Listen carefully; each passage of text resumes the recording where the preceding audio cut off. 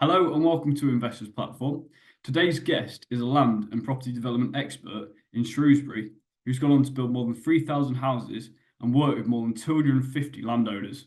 Richard Little. Thanks for coming on today, Richard. Thanks for having me, Joe. Looking forward to it. Yeah, me too. So I just wanted to take you back to the right at the beginning of your story. I understand that your father was actually in property development for yourself, and he actually got you into property development when you were about 18 years old. Yes, yeah, pretty much. It was just sort of he was my father was, I guess, an entrepreneur before we knew what entrepreneur was.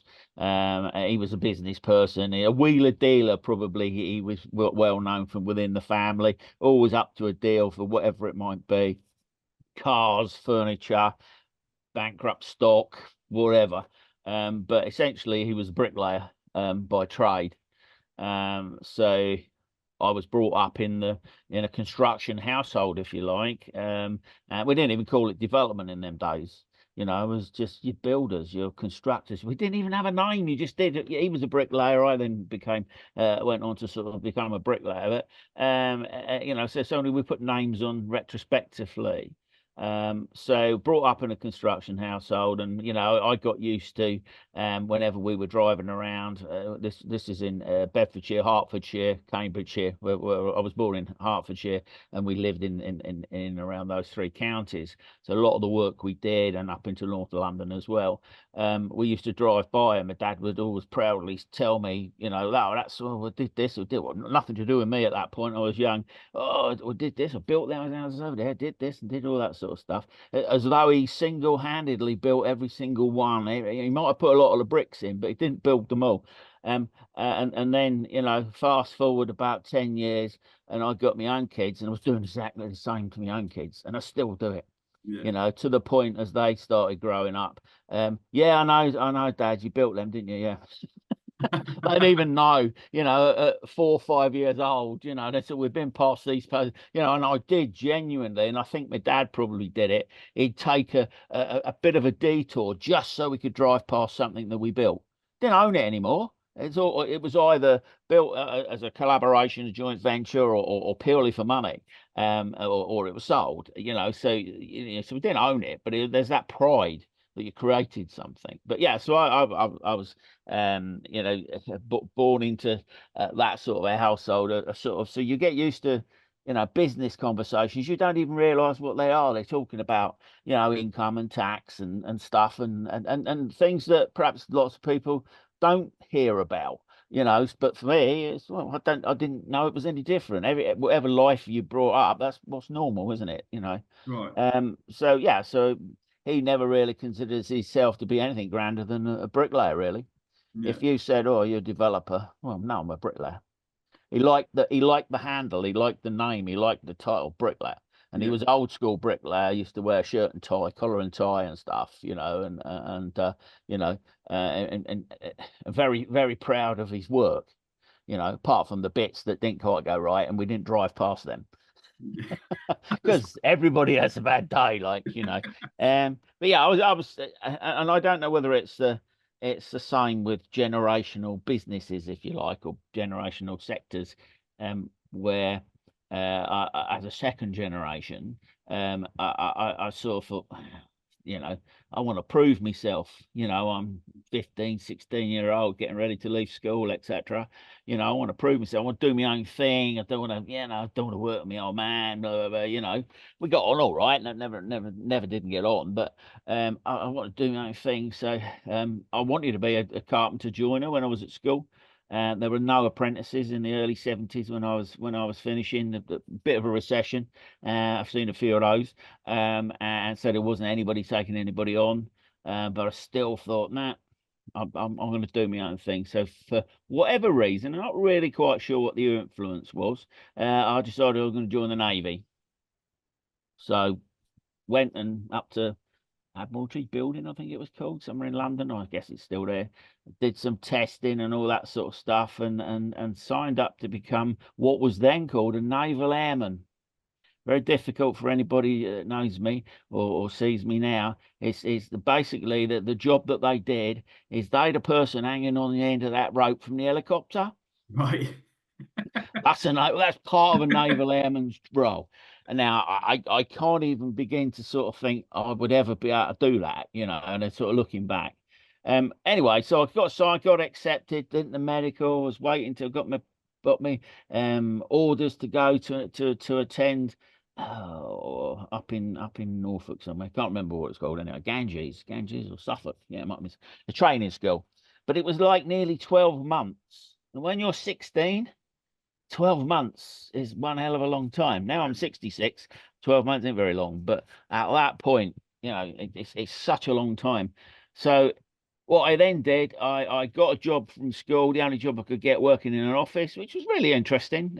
I'm sure you don't want to hear all about that, but fascinating. And I got a job in the office, and then I got a job working for a furniture carpet warehouse. And I worked I was a van driver's mate, lorry driver's mate. So we used to deliver furniture. Hmm. So started on the back door, but for some reason, the management or whatever thought that I'd be good as a sales, somebody to take sales, not a salesman, but somebody to take orders. But I've always been pretty good with numbers and figures, so I then became a carpet estimator. They promoted us very quickly. I'm not sure it was a promotion. So but it just wasn't me. It was, it just wasn't my sort of thing. So I decided I wasn't going to join the Navy, because, well, that was that whatever whim that was that had passed. So I never did dangle from the air sea rescue helicopter. I still, when I see them now, I still sort of think, well, you never know. So I thought, I was approaching 18, and it occurred to me that there are certain advantages if your family has a business, and maybe the natural reaction for people is, I'm going to prove myself. It's pretty stupid, really. I admire the thought behind it, but actually, what I then realised was there's an advantage there. I'll be stupid not to take it. So I Right. then started when at the age of 18, 1976. Again, people that were around at that time, up until fairly recently, it was the long hot summer. It was awful.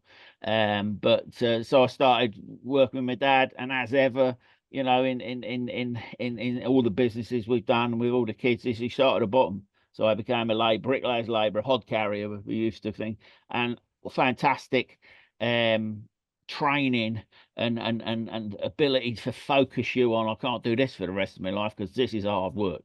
But hard work don't kill people, or generally not. And so I actually think it's really good to understand a job right from the one level, if you like, all the way through. And if you are of I don't know, inquisitive nature or inquisitive mind, then there's always stuff to learn. You're watching, you're learning. I was watching the other bricklayers, and Dad had gangs of different people working for him, and then I'm watching them all, the carpenters, the ground workers, the digger drivers, and I just love construction. Yeah. I guess a typical boy, I suppose, whether that's still current or not, I don't know. Love construction, so why would I want to do anything else? And so I didn't. Yeah.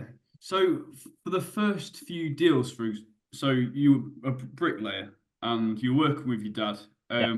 So what did them deals look like? Were you actually building the houses from the ground up, or were you Yes. contracting for other companies, or? So it was always a mixture. So if when I actually started, as I said before, they were just coming out of a recession. There was a recession when I left school, but 2 years later, we're just coming out of a recession. So 1975, 76. There wasn't a lot of opportunity for, if you like, developing, because the money wasn't a bit like now. It's always hard to get the money. So the banks weren't lending. There weren't so many different places you could go for the money then.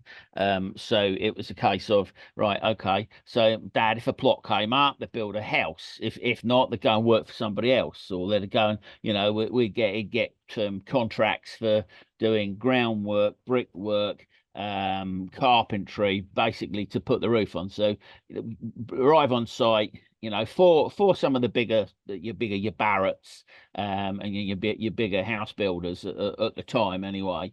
Wimpy's as well, did a lot with Wimpy's. So we go in, and we dig the foundations, concrete the foundations, build it all the way up.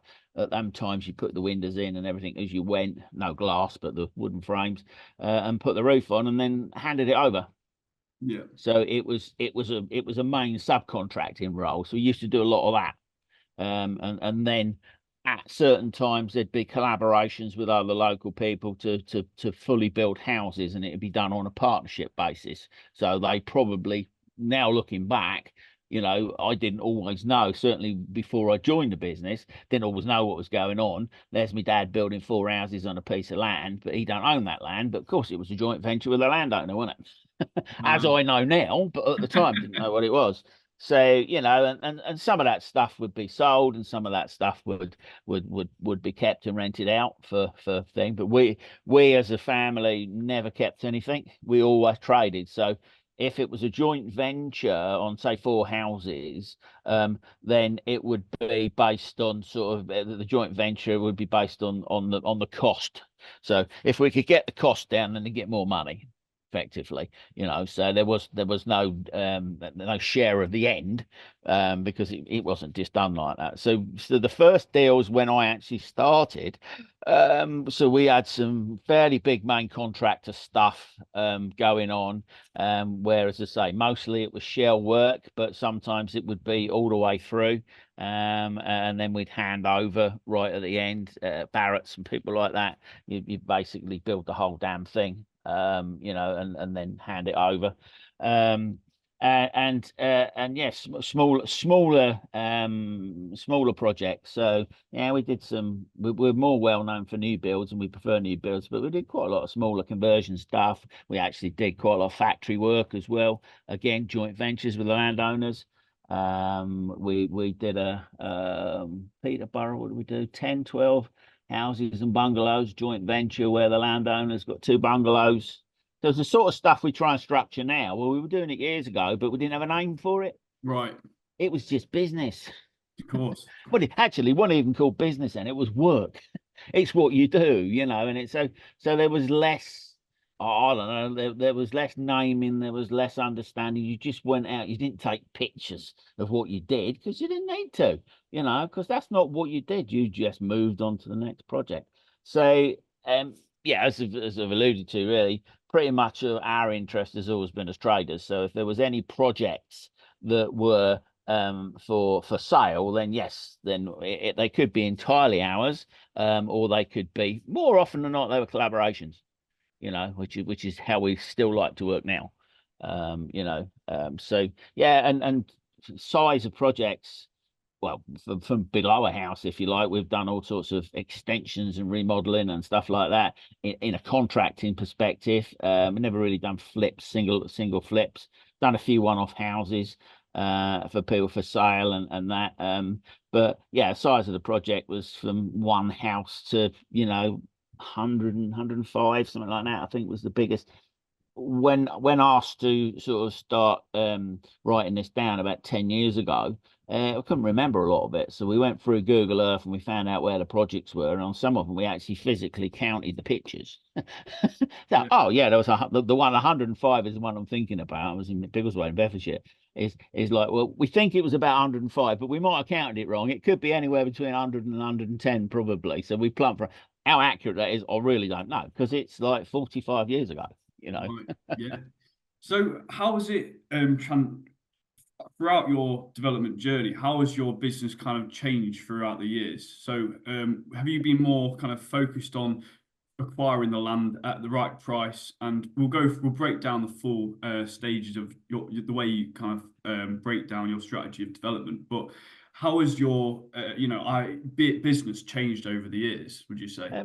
Yeah, so again, interesting. You start looking at that retrospectively. At the time, I said before, you're just doing business. We weren't smart enough as a family, or as my dad and I, God rest his soul and all that, but we weren't really smart enough to understand the finer points of it, and we just went out and did it. And I think there's one or two people that recognized that we could deliver, so they sort of, I guess, in some ways invested in us. Not how we looked at it at the time, but I think looking back, so it was largely dictated by the market, and that hasn't changed. So the size of the project, the type of project depends where we were in a cycle. But with most developers, and it's still the case now, there are some that think they're smarter than the market, but generally the market catches them up eventually. There's a much smarter now hybrid sort of developer who is part trader, part investor. They're the smart ones that are always reviewing their portfolios, moving stuff on, whether it be, whether they think the HMO market in that particular area is oversupplied, so they get rid of some, or whether it's they've got a couple of units that they're now putting into service or whatever. They're constantly reviewing their assets. They're the smart ones. The rest of us, maybe we've got some lessons that we can learn probably from some of these others. But we've largely been interested in trading. My dad, as I said before, he was a bit of a wheeler dealer. Wheeler dealers basically, I've got that, and I'm either buying it or I'm sort of assigning it to somebody else and just taking a cut. So it was all trading. It was sort of from property down to him and my mum regularly, and we did some as well. Used to do in the heyday car boot sales years and years ago. I mean, I think they're still going now, but it used to make a lot of money. All sorts of stuff was going on in car boot sales. But anyway, that's a different story. But he used to love it. He used to go out on a Sunday morning, and he was never a particularly really wealthy person, but he was comfortable. But he come home and he's got 80 quid in his pocket and he's as happy as Larry. Yeah. I think the saying is, because he's swapped. I don't know. He used to buy bankrupt stock, from different auctioneers and stuff like that. He used to love it, and it could be anything. He brought some rubbish as well, but like with everything, it doesn't always. It's not, you don't win everything. So he just loved the trade. He was addicted to the trade, I think. Now I look back, and I just followed that. And I've always resisted the investment side. Had opportunity to invest, and it's never been comfortable. I think it's just in me too much. But now the next generation, and Brim, my son, is mostly involved. He's got a real desire to sort of keep more stuff or keep stuff. We have had a bit of a dabble. To be fair, we've had none. We have had a dabble over the last 10 years. I didn't really like being a landlord, I've got to say. Yeah, I must admit, it does come with some challenges. An ideal. So a lot of I do a reasonable. As I'm getting older, I'm doing more and more. I don't know, advisory, consultancy, whatever you call it, work with people, and I do a lot with investors and portfolio holders, and some bigger investors and some smaller investors. I don't know any of them that are happy. In fact, it's quite interesting. If you don't mind, I'll just tell you this because I think it's really telling. Is so over the years, I've probably met what I would call I take a lot on what I call contentment. So somebody that is really comfortable with who they are, what they are, whatever it is they're doing, but not just for a day. We all have bits of contentment. Oh, I'm happy for 10 minutes. Oh, flip, something else. The washing machine is broken down now. Oh, disaster. But people, my dad was one of the most content people I know, and as anybody that knew him will contest to. But the next most content person we know was a labourer who worked for some guys, two brothers that we actually did a lot of collaboration stuff on all sorts of developments and stuff, all sorts of projects. And he didn't have a car. He had a bike. He lived in the village where he was born, and he turned up. He was just the nicest person, and he didn't want for anything. Yes, people said, "Oh, why don't you get a car?" His daughter at some point wanted him to have a car. He said, "What do I want a car for?" Because he could walk to the club to have a beer. He could walk to the shop. He walked to wherever we're going to pick him up from. People used to pick him up and take him to work in the van. That man was easy to be around. And that's when I'm talking with people, if they're easy to be around, I'm thinking, right, what makes them tick? Why are they easy to be around? From a business perspective, I'm generally talking about. But most people aren't easy to be around for a long time. They have their moments. And then what I always want to do to understand people, different ways that you can do it, I know, but the old-fashioned way is you take them out and you play them with a few beers. And that's when you find out how another side to somebody. It's not whether it's the true self or not, don't know. So we always used to say, if you're looking at going into business with somebody, go out and have a few beers and see how they behave. Not everybody drinks now, so I appreciate that's all a bit different, but it still works, and we've had instances of it where, yeah, oh my God, that person is quite aggressive now. And you sort of, that backs you away from actually want to get in anything with them long term. Don't mean to say they're not a nice person most of the time, but if you're tying up your business and you're putting a lot of emphasis and trust and faith into somebody, then hey, you want to know a bit about them, don't you? Anyway, but the Yeah, well, contentment thing is, I is was, key. I was going to suggest we'll move on to like talking about how to find the right JV partners, investors, all that sort of Okay, yeah, okay. your power team later on. But you've been involved in land acquisition, planning, design, construction, development since the 70s. And for someone like myself who's just got a bit of residential experience, it'd be good to kind of hear like a full breakdown of how you structure a development sort of thing. So, from my understanding, you've got seven main areas of the project that you need to consider. Yeah, and the seven areas largely fit in with most sort of business models that people might be following in terms of property, whatever that might be, even buy to let. So effectively, we're sourcing it. We've got to find it, and once we've found the opportunity, we then got to appraise it. So I can do a bit more detail if you want on each one, but Yeah. appraisal is not just a financial appraisal. It's an appraisal to say, does this project fit what you want to do? Financial appraisal is what people focus on, and that's got to be done. That's got to be right, but it's far beyond that, And then how are we securing it? How are we buying it? Are we buying it now? Are we buying it later? What terms are we coming up to? And that's the three effectively how we make a deal. And beyond that, the next sort of bit. So if it's a project that you've got to go through planning, all of our projects go through planning of some sorts because they're larger projects and that so they go through planning. So we've got to go through the planning. We've got to go through the build. We've got to fund it, and we've got to exit it. So the four bits, those four bits are managed. They're all managed. Now, we might manage the build and the cost in terms of trying to increase the margin. It's still managed. You haven't done the deal. We might get extra margin through planning. We might get extra units or extra value. We might get less units and extra value. That happens as well. But it's managed.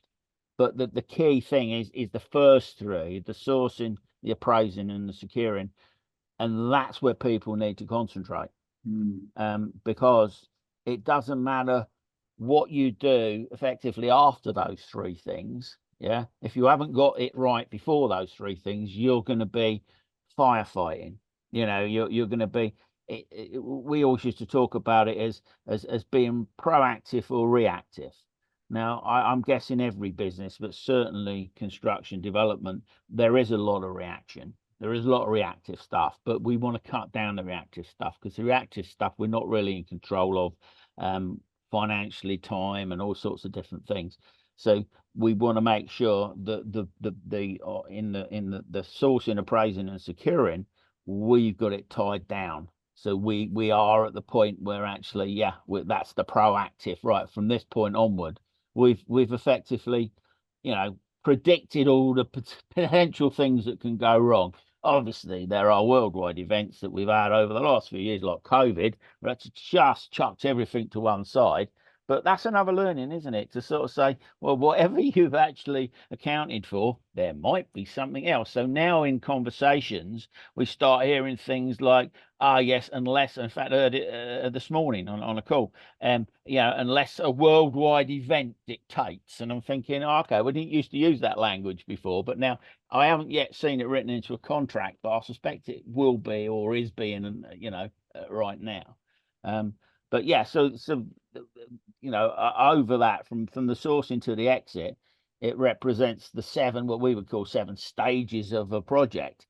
And maybe if people are following a buy to let, development for us is just simply adding value. And I'm guessing the definition is something like that, adding value. So that can be, a rundown house that you're going to do up. You don't have to convert it into more than one unit. It stays one unit. but you've added value. You brought it back to its potential, if you like. That's development. It's not the development space we're in, but apart from the planning, you still need all those other bits. So you need 6 of the 7. So if you're going to extend it and that, then you might need some element of planning. Well, you probably will, PD or full planning or whatever. So then the 7 aspects come in, but you still don't make the project after the source, appraise, and secure. That is when you make the thing. So we see, I guess it would be what mistakes do people make in terms of that aspect is we see people agreeing to terms that just don't work. So typically our land deals, all of our land deals. So when I say land, it includes buildings. So effectively for me, when I talk about land, it includes buildings, but I have to add buildings now because people think, oh, what about a building? So I have to change my terminology to the times. So typically for us, a deal, we're not buying it now. We're buying it further down the line and we're adding significant value. Now, because we're buying it further down the line, we're generally cutting the landowner, the building owner in on a percentage of any uplift that we manage to achieve. In fact, they get the bulk of it. That's the way we do most of our deals. Don't have to do them that way. We know of a few developers that will find something, they will simply go out and buy it, and then they'll take all of the uplift. And there can be considerable amounts of margin in there, but equally we see more that follow that strategy, if it's a strategy, business model, that fail. So they end up buying something for £1 million and hang on to it for 4 years, and it's worth 800,000 because they haven't agreed the right terms. So I think there's a saying in sort of, I don't know whether it's just training rooms or whether it's Instagram or Facebook, is just do it. Yeah. Oh my Christ, yeah. We get to a point, we've sourced it, we've appraised it, and then we're on the border of securing it. That's at the point we say, right, okay, because you can overanalyze things. We can talk ourselves out of and into anything if we're so minded. That's when you say, right, stop faffing about, stop procrastinating, just do it. But you don't just say just do it before you do any of that. And unfortunately, it's unbelievable how many what I would say pretty intelligent people that have held good positions in maybe corporates or whatever, and they've got probably quite tidy pensions. It amazes me how daft those people are. They seriously they're not worldly wise. Not all of them, some of them. I'd say, I don't know what sort of people listen to your podcast, but more of them that come from corporate are a nightmare. Right. They truly believe they've got a lot more about them than they have, and almost without question, they're decent people. They're not. They just don't realize what they don't know. I don't know what the saying is there, but you don't know what you don't know.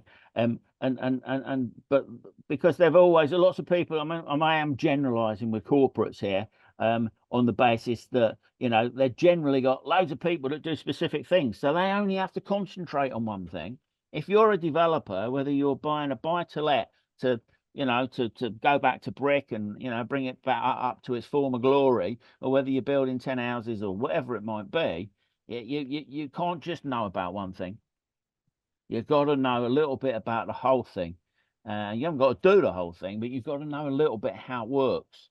So anyway, sorry, off on a bit of a tangent there. Sorry, Joe. You said before about the main job of a developer is to be a conductor of the orchestra, the business. That is the term we use. Yeah, absolutely. Yeah. So, but yeah, so just before we move on, the first 3 of how to make it, how a deal is made. Yeah. Would you be able to provide a bit more context of how someone can source, appraise, and secure a deal? Yeah. Okay. So in terms of sourcing, so I mean, we can talk about sourcing all sorts of different business models, but let's just stick to land. That's sort of what we tend to do. So you hear all sorts of people say, you've got to be direct to vendor, going through the agents is no good. Generally, if you can get direct to vendor, that's better. But can you go through agents? Absolutely. Will you have to filter a lot more out if you're just getting from agents or sources? You absolutely will. So just to give you a bit of an idea, we did a direct to vendor exercise. I'm gonna guess it probably started 5 years or so ago, and it took about a year, maybe like that. We secured, I think at the time, at one point, we probably had 9 or 11 opportunities from around about 2,000 identified opportunities. Right, so that was a lot. They weren't particularly filtered at the beginning. So what we really did is we carpet bombed certain areas. Right, there's a piece of land. Write them a letter. Right, so it was relatively unskilled work for people. You could train somebody to do it very, very quickly. And I know there's all sorts of people that do this now, providers and stuff, platforms and things like that. And so, we went to direct vendor, and we only really need to look at the land in any detail if they get back to us, don't we? So this is carpet bombing, right? So basically, we spent around about, and I know because we did the numbers, around about £100,000 in third-party costs to do that. But you're sending out, and I think it was around about 2,000 individuals, and all of those that have had 3 letters over a period of, don't know, 2 months, something like that. And so there's a lot of letters, a lot of cost in sending letters. I mean, we're paying people to do this, so it's it's not our time or anything like that. Of course. So it's quite a lot of money, but actually, they secured projects that are worth, a lot of money. Sort of, 7 in the 8 figures and such like. So was it worth that £100,000? Yeah, absolutely, it was 100%. So that's direct to vendor. You can do direct to vendor a little bit more crafted than that, and actually look at the opportunity and spend a bit of time on it and then send them a letter, or you talk to agents, and because agents are doing this stuff all the time. So we do all of it. We won't stand and sort of say you've got to be direct to vendor. Now, what we will say, you have to involve the vendor at some point in somehow. Now, that's, I mean, we've got one piece of land that we secured with a partner, or the partner secured it, and they effectively were going out there sourcing for us, if you like, and on a cut. And I've never met any of them. I've been on Zooms and different things with them, and that's in legals still, and that's been 5 years. Yeah. That's in legals. There are issues. There was probate issues and stuff like that, and that still sits there, and it's still not come out of legals yet. But there's all sorts of things. We're not going to bring it out of legals now until any impending changes, planning changes and stuff that we might get, because it might impact the detail of our agreement. So we might want to change clauses. So there's always a reason for it. So you're working closely with the landlord. I haven't met them, but the guy that we were partnering with, who has since withdrawn, he's gone on, moved on to other things. He met one of them. So it is important to have dialogue with the vendors. We've got another one in legals at the moment, which is a purchase, where their lawyer sent a letter to our lawyer to say, oh, they're not going to agree to. So we got stage payments, which is we like this model where instead of buying the land all in one go, we're buying it in stages. But in order to, we still need to borrow other money to build. So we've got to get development finance. So we need a charge on that. So we then sometimes we can then get, if we got the landowner that's agreeing to stage payments, and they're getting more for it, because we'd rather pay them more than have to go and borrow the equity from somebody else to put it. So because that costs us as well. But the lawyer's situated, the position nearly always is, no, we're not having that. We won't move from a first charge to a second charge. We're not going to do that. But of course, we speak to the landowners, and they know nothing about that. They're quite happy to do that, because we've got an arrangement. We've got a relationship with the landowners. So wherever it comes from. I mean, that site was direct to vendor anyway, but we've got others where we've got agent. They've come through an land agent. You Yeah. know, we got 50 acres over 2 sites that have come from a land agent. You know, we wouldn't have even gone for those size sites, other than the fact that we were looking at something with this land agent that didn't quite happen, and he said, "Would you be interested in these?" Because it's not the size of the project; it's the people involved. And both of those, it's families. We're a family. We can connect quite well with them. You meet them, and you know, and you strike up a relationship. And so the actual agent is better because he sits in the middle. And I mean, genuinely is sitting in the middle, Yeah. and that's perfect because, you know. So when they say don't go through agents, oh, for Christ's sake, get real, you know. Right. You know. And then, so that leads quite nicely onto the appraisal side of things. So Yeah. you've built a really good relationship with the landowner, if it's going through an agent or through, like you say, through direct to vendor or through an agent. How do you then appraise the deal? Yeah, so our stuff is I mean, so we've got the smallest site we've got is, I think it's 3 acres, but we're only going to be building on an acre and a bit, so that could be 4 houses or it could be 20 houses, something like that. We don't know yet. Basically, it will depend on all sorts of planning and different things. And the biggest one I alluded to, we got 30 acres. So effectively, we could easily fit 300 on there. You know, so how do we appraise it? Well, it we don't really do much appraisals, giving away a thing here, because what we're actually doing, we make an agreement to buy that land once we've put our money and invested money into the planning, of which we get a percentage of the uplift. We then agree to buy it at a percentage of the market value at the time. Yeah, whether it's gone up or whether it's gone down. So our appraisal, there's very little to do. We all we need to know is, are we in the right area, that the end values at the moment are going to be sufficient to generate a land value. Mm. And so that's the key thing. But when we're looking at smaller projects, and we're looking at smaller projects with other people, so our appraisal process is just a residual one. So I've just done one for some investors. Well, we were approached for a site because they've been trying it. Somebody got planning consent for 48 units, and whatever reason, their investors have now taken back that site. They brought it, going back to what I said before. Some people just buy the site and go for the planning. They did that. They brought the site. They've got the planning. They've demolished it, and they've been trying to sell it. So effectively, they came to us initially to sort of say, would you be interested in, you know, in buying it? And once we established what sort of money they were looking for, and we then did an appraisal. So we basically start off with, okay, what we're going to build, or what might we be able to build, because that's sometimes unknown. So we have to have a bit of a guess, and we'll sort of base it on, right, okay, we're going to build 10 houses, for instance, or in this particular case, 48 houses, that's got planning on it. So, right, 48 houses are going to be worth whatever. So the GDV, gross developed value. So, right, okay, so you start there, and then we're going to take away all the costs. It's pretty simple, but of course, not everybody knows what all the costs are, or what are those costs. So one of the questions that we get, and loads of people get, is, how much is it going to cost me to build a house or a bungalow or a flat? How much is it going to cost me to renovate this? Well, then the answer, the sort of reply to that is, well, what are you looking to include?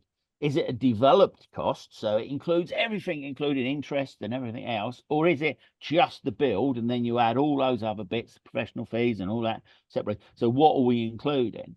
So anyway, so obviously we're careful to look at what the costs are likely to be. When something's got planning, or there's a scheme design, we've got a good idea. We know how big it is, we know how many square meter is, what type of building it is. So we'll have a price per square foot per square meter that we know is achievable in that area, and we just do the math. Then we'll add in all the consultancy costs, developer contributions on not just big projects in a lot of places now, even extensions in some cases, but certainly if you're creating a new dwelling, there's nearly always some element of developer contribution. That can be all the way from starting at the most expensive, which is affordable housing, either contribution or on-site provision, all the way down to what do we have to make? Oh yeah, we have to make travel costs. So and sometimes travel costs are like 40 quid per person that's estimated to live in the thing. So they're quite low, but they're still, in fact, the paperwork to process all that stuff probably costs way more money than they actually collect. But anyway, that's by the by. So lots of developer contributions, different areas. So you have to be aware of what area you're in, what developer contributions there might be. Because even with planning consent, there still might be changes to those developer contributions as you go through, through the build. So then, yeah, the big one is, how much is the money going to cost you? Where's the money coming from? So we always we don't look at, oh, where's the money coming from? It's a case of we assess how much equity we need, how much cash we need, yeah, and then how much we'd like to be able to borrow on development finance, whether that's development finance, mezz finance, top up finance. So there's so many flipping terms that they put in. But it's either cash or you're borrowing. There's two things, however you label it. Yeah. So there's a cost to that. Now, that cost is based on, the interest rate, but how long are you going to borrow it for? It's not, none of this stuff is rocket science, but people don't understand. So the biggest impact on what you're borrowing is how long. Yeah. So yes, the interest rate's important, obviously. We don't, if we're borrowing at 10%, and it's 12 months, that's better than borrowing at 8% and it's 24 months, isn't it? I know that's an obvious thing, but so what people don't understand is the big thing in any business: cash flow. It's all about the cash flow. How long are we going to be borrowing it for? When are we going to be paying it back? And of course, that's if you're going to construct something or renovate something, you have a bit of an idea how long you want it to take, but you don't actually know how long it's going to take. And if you're developing something to sell, even more complicated, because you don't know how long it's going to take to sell, do you? Right. Yeah. I mean, to actually complete, not necessarily to sell it. Oh yeah, that's fantastic, we've sold 2 of our units. Yeah, So well, that's 4 months time, you might get the money, but now don't celebrate. Yeah, so you need to have that margin where you need to consider that you might actually, if your exit plans to sell, for example, you could be waiting year, 2 years, 3 years. Exactly, and Where you're that's keeping this stock, and you need to go, right, I can't decrease the price because that's going to cut into my margin. So I need to be prepared to wait. I need that patience, but I need that funding behind me as well. Yeah, so the cost of funding is really key when you're doing your appraisal. I mean, all of your appraisal numbers are best guesses, aren't they? Let's be honest. Yeah. Yeah, some of us are better at guessing than others because we've just done it and we know what it's costing. But it's the people that just put a finger in their air, a finger in the air, and sort of say, oh well, I think it's it's going to cost £100 a foot or whatever it used to be, the number that got quoted quite a lot on certainly some of the training people that were out there, and that was wildly wrong at the time. That said, we're working with some contractors at the moment, that developers really, but they still call themselves contractors, and we love working with people like that. They've recently built 4 or 5 units and it didn't cost them much more than £100 a foot. Yeah. Other people are well, you can't build for less than 200. That was just the build cost. There was all the other costs to come on. They've just finished another development where I think they're in at about 130 a foot. Fantastic, absolutely amazing. To achieve those numbers, basically they're not making enough money out of it. So they've gone into the deal. They've had to deliver at that to actually deliver deliver for the value that they're going to get, for the price they're going to get. So, so it's actually when you're appraising, it's using numbers that are appropriate to you as well. So just as a sort of either add value or make it more confusing is who's going to deliver your project. So if you're what we would call conductor of the orchestra, lead developer or whatever, you're going to get a main contractor to come in and renovate that house, extend that house, turn that shop and uppers into 2 flats and a commercial, or commercial to resi, 10 units, or new build 20. That doesn't really matter in terms of what the project is. Who's going to deliver it? So if you've got a main contractor coming in, the main contractor is going to do it, and they're going to be charging a margin on it. So they will be charging. Let's just say it's a new build, and for instance, you come in and you say, "I want 4 houses built, 4 bungalows built," right? And the main contractor comes in and says, "Yeah, we will build it, and it's going to cost you £180 a square foot." Mm. Yeah. And you think, well, okay, £180 a square foot, does it still work? Yeah, that's okay. But there's profit in there. So they've put their profit in, and then you're adding your profit on as well. And it starts getting to the point where, well, where's all that coming from? The only place that all that profit can come from is the land value, because we're trying to calculate what the land value is worth. So if you're competing with somebody else, you're competing with a developer who is the main contractor. So they are part of the delivery, either doing it directly or as a management sort of basis. Then they're not looking for double margin. Mm. So they'll value the asset more than the person that's using the main contractor. So we see this all the time when people seriously want to get into development. As we say, well, ultimately you've got to look at pretty much how most people do it. They become the main contractor, Mm. and it's very difficult to make a lot of money unless you are part of the delivery process. And unless prices go up, of course. If the market's kind, then yeah, even the daftest of us can make money. you know So um the appraisal part, that's a really good piece of advice. So really, if you want to be making as much margin as possible, be the main contractor and then yeah. outsource. Is there anyone else in your party that you kind of rely on for this stage? So, for example, like a quantity surveyor to come around on site and just check, what you'd need in terms of the appraisals, what you can offer, for example. At the risk of upsetting any quantity surveyor that listens to this, absolutely don't go near them. No, Right, we do when it's the right time, but not at appraisals. right.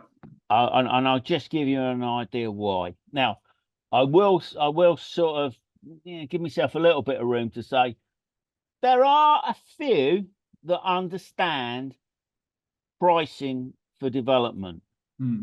but when I get into detailed discussion with some that think they do, they realize that they probably don't. All And right. sometimes we have a bit of conflict because they obviously, they're not going to agree to what we're saying. But you can have a rational conversation with anybody as long as both parties are prepared to have the rational, be rational. Sort of like, okay, because I don't know everything. And so mostly QSs don't know. So QS is a big part of the valuation process. Which is it's a necessary evil. So we have to have sites valued at some point because that dictates how much we're paying for them. I've said before, we will pay, a percentage of the value of the site at the time when it achieves planning. And we're happy to do that. There's all sorts of nuances to that. So that's just not as simple as that, obviously, but that's basically what we do. So we've just got one now that we're buying. So we went through a valuation process. And they come up with they did their appraisal, their financial appraisal. So we know how they work. We know what numbers they use pretty much because they all use the same numbers. So it's not hard. I can do it for them, but I haven't got the public liability and all that, the professional liability and all that sort of stuff. But so we know what value they're going to come up with, other than something that we call abnormal. So anything other than a normal cost. So for instance, on a site, if it's a sloping site, there's an additional cost. There's an additional cost to the foundations because they're probably going to be deeper, etc. There's an additional cost sometimes to the road because it's got to come up a slope, so it's got to be, and there might be retaining walls holding things back. So the additional. So on this particular project, they had in excess of £3 million for abnormals. Now, there are some drainage issues on the site, which we know. There are some drainage in the air. We've been working on this site for years. And there are some challenges. There's some engineering challenges in getting the road in. We make it sound way more than it is. It's a bit of a slope. Yeah. So there's a bit of a cost. There's some retention, ground retention and all that sort of thing to do. And there's a connection to a drainage that is some distance down the road. So there's a cost to that. Over £3 million they've got. Now, so we start looking at their breakdown and thinking, wow, flipping heck, that's not great, because we use it as a check to say, well, what have we got wrong then? If they're saying 3 million and we're around about a million, yeah, so they're £2 million over. So when they do their red book valuation on the land's going to be worth £2 million less than we say it is. Yeah. Yeah, and we're saying it's worth about £1 million. So where are they? Right. They're a minus, they're a negative, which is a problem for lenders, because lenders, oh, they like all this stuff, and yeah, we're going to do this and we're going to do that, and we get the numbers and tick the boxes and all that sort of stuff, and it says, no, let's work with real numbers, numbers that we're going to cost. So when you're working with an experienced lender, they've been through projects like yours before, and they will possibly have QSs in their team, depending on how big they are, that do understand it. So some of the best QSs we get are the ones in the lenders, not the ones that you're paying a fee to Yeah. tell you how much it's going to cost. Anyway, that's by the by. As I say, we use QSs all the time at different points of the process. So we use them to their strengths and not to their weaknesses.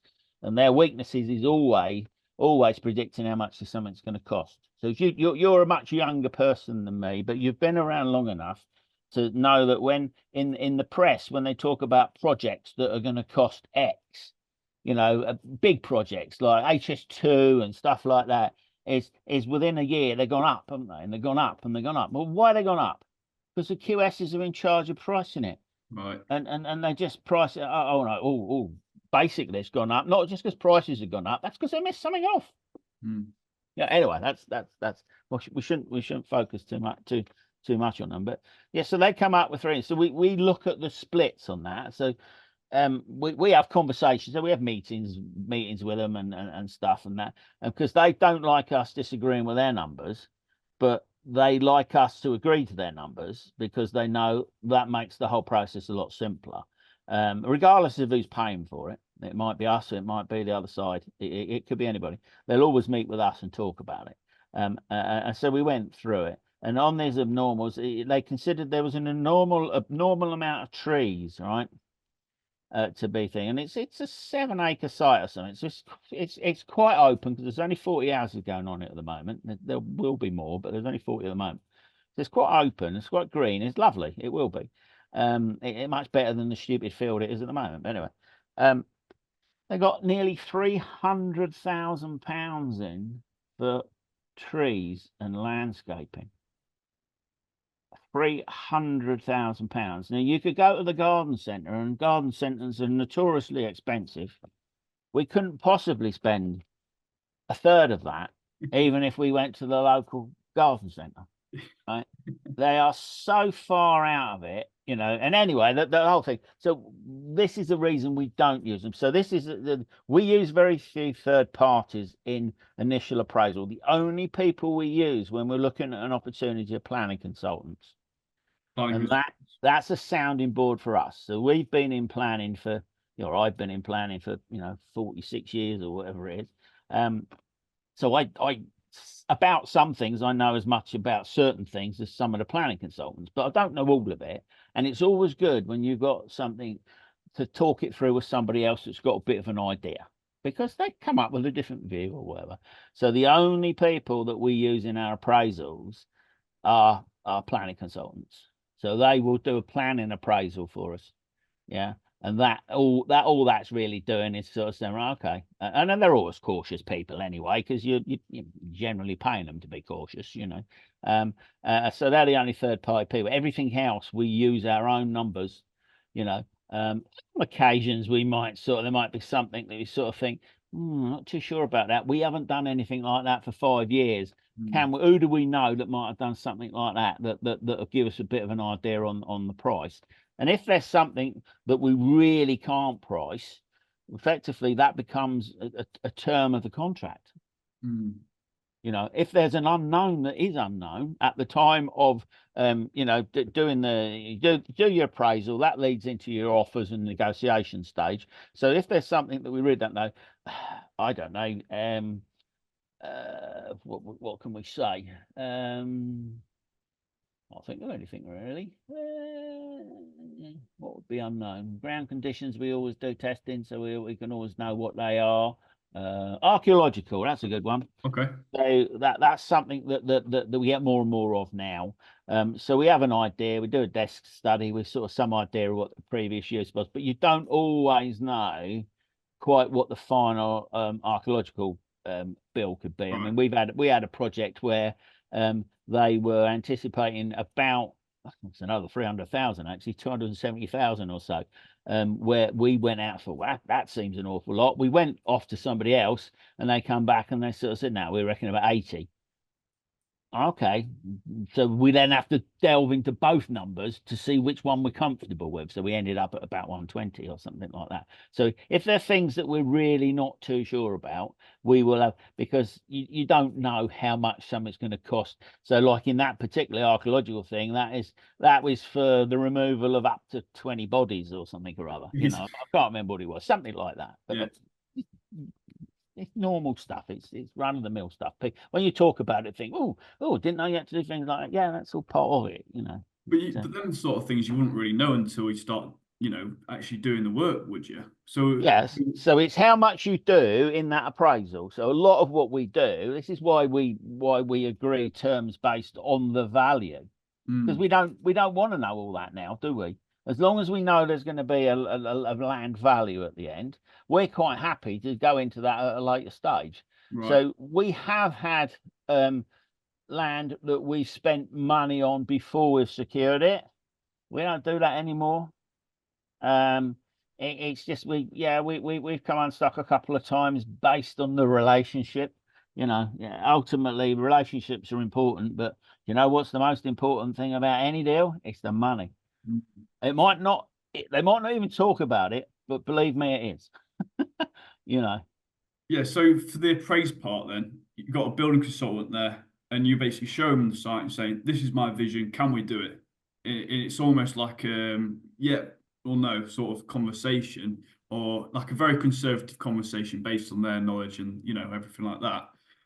yeah. Um, So yeah, our brief to them generally is right. Appraise this site. I just want to know what the constraints are. We don't talk to them about what we want to do with it. okay, We'll then, once they've done their appraisal, we'll then say, right, okay, let's go through this on the assumption that we're going to build 12 homes an acre, for yeah, instance, or we're going to build a 6-story building or whatever it might be, or working on one at the moment with somebody, in London. And it's like, okay, that their architects come up with a 4-story building. I'm not convinced that the 3-story isn't going to be worth more. So we're now delving into that. And that's sometimes where somebody spent a lot of money too soon. mm, The first thing that lots of people want to do, even before they've secured it, is start having pictures drawn, drawings done, and architects, some architects are great at sketching and they come up with something and they say, yeah, that's your vision, isn't it? Yeah. Well, yeah, but like you've already said, well, do we know whether we can even build that on there? Until the planning consultant has a view on it, why spend hundreds of pounds and sometimes thousands of pounds on drawings that the planning consultant could quite easily say, well, you're not going to get consent for that, are you? So you start in the right. So it's obvious, isn't it? yeah, But it isn't obvious to some people for some reason. yeah.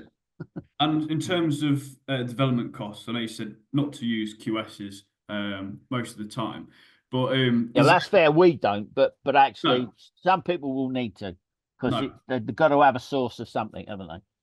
Is that just built on your own experience and drawn upon what you've done in the past and what you kind of done, or have you had different trades come out to actually appraise what they think it will cost, or No, so the smaller the project, the more people would get involved in the pricing.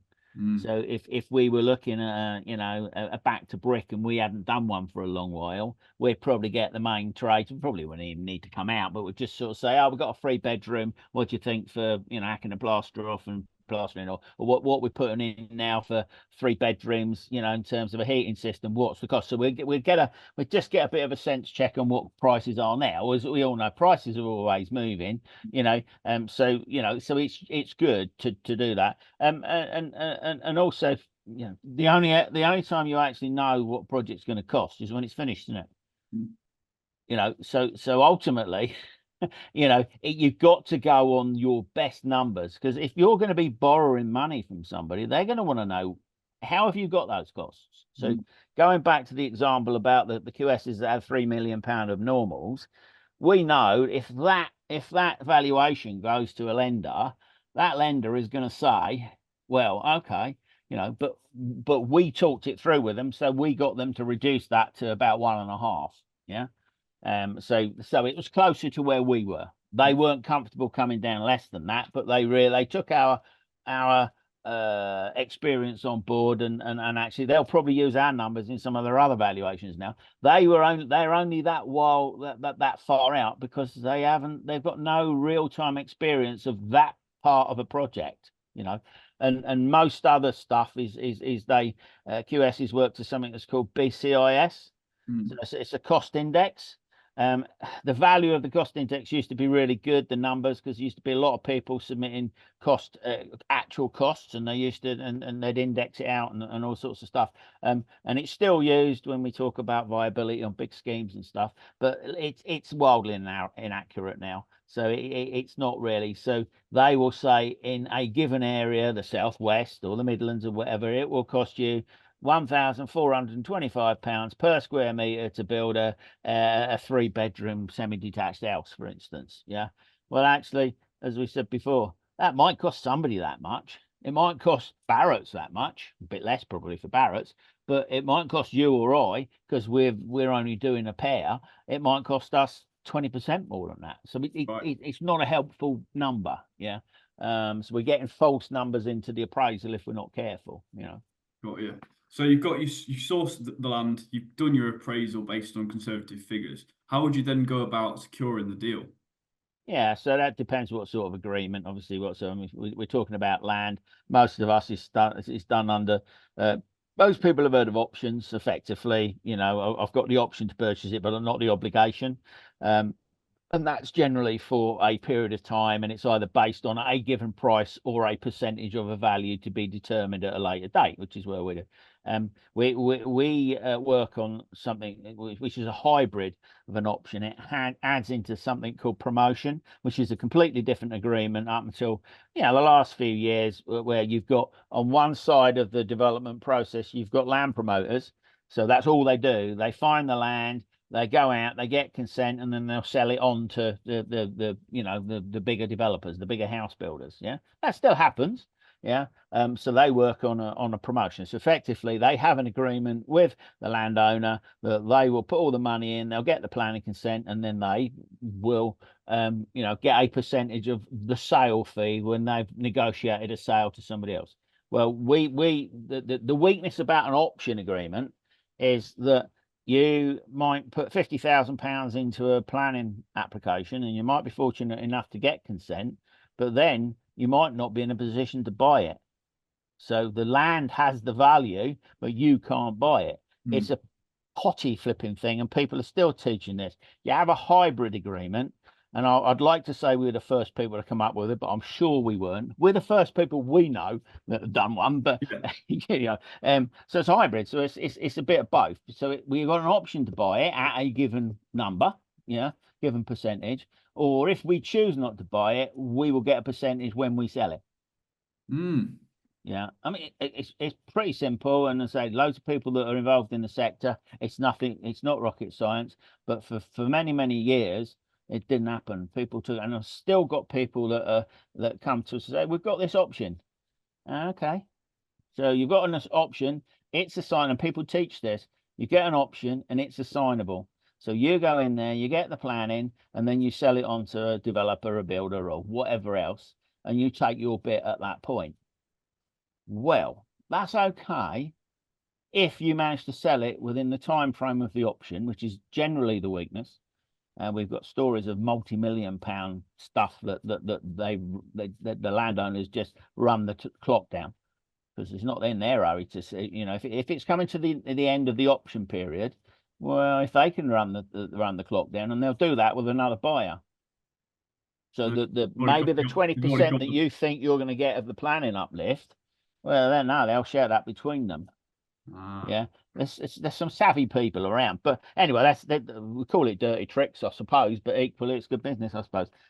So there's big weakness to the option, and so the people run out of time. and they don't realize how weak they are. So we will only anything like that. Every bit of land that we go into, we intend to develop.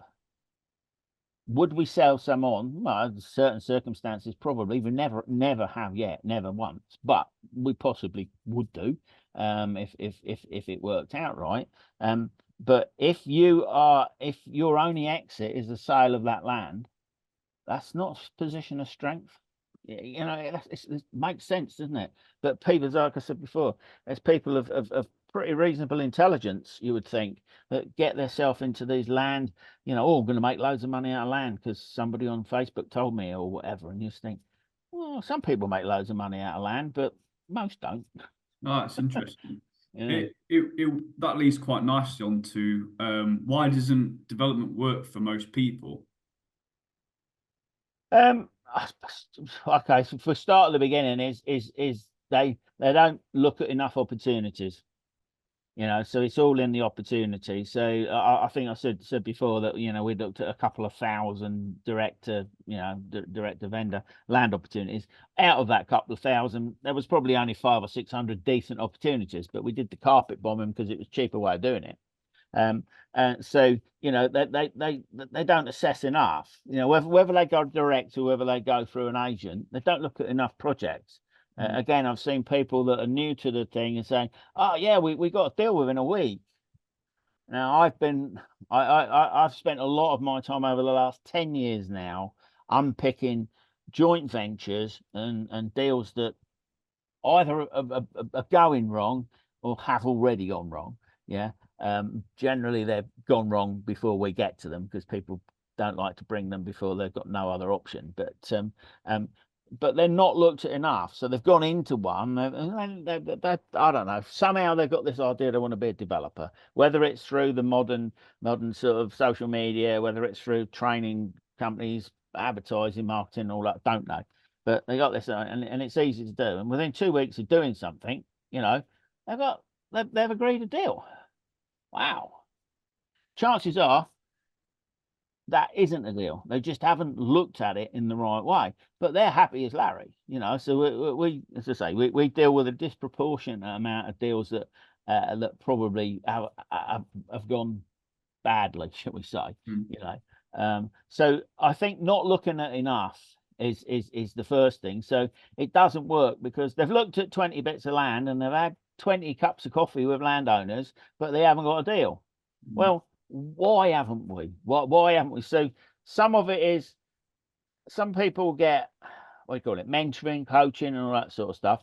And I think that can be exceptionally valuable. I think whoever you are, when you're a developer or any business owner, it's very lonely, you know, or can be, you know, and even in a family business, you've still got your responsibility. You don't necessarily share everything with everybody else. And of course, us blokes, we've always got the answers, haven't we? So, you know, you know, but so people just don't look at enough opportunities, you know. So if we are going to get from sources or agents, you know, if they're going to send us bits of land, we got close once in the last 8 years to getting a deal which came from a sourcer, racing stables, and it was pretty good, but our offer didn't quite work for the landowners.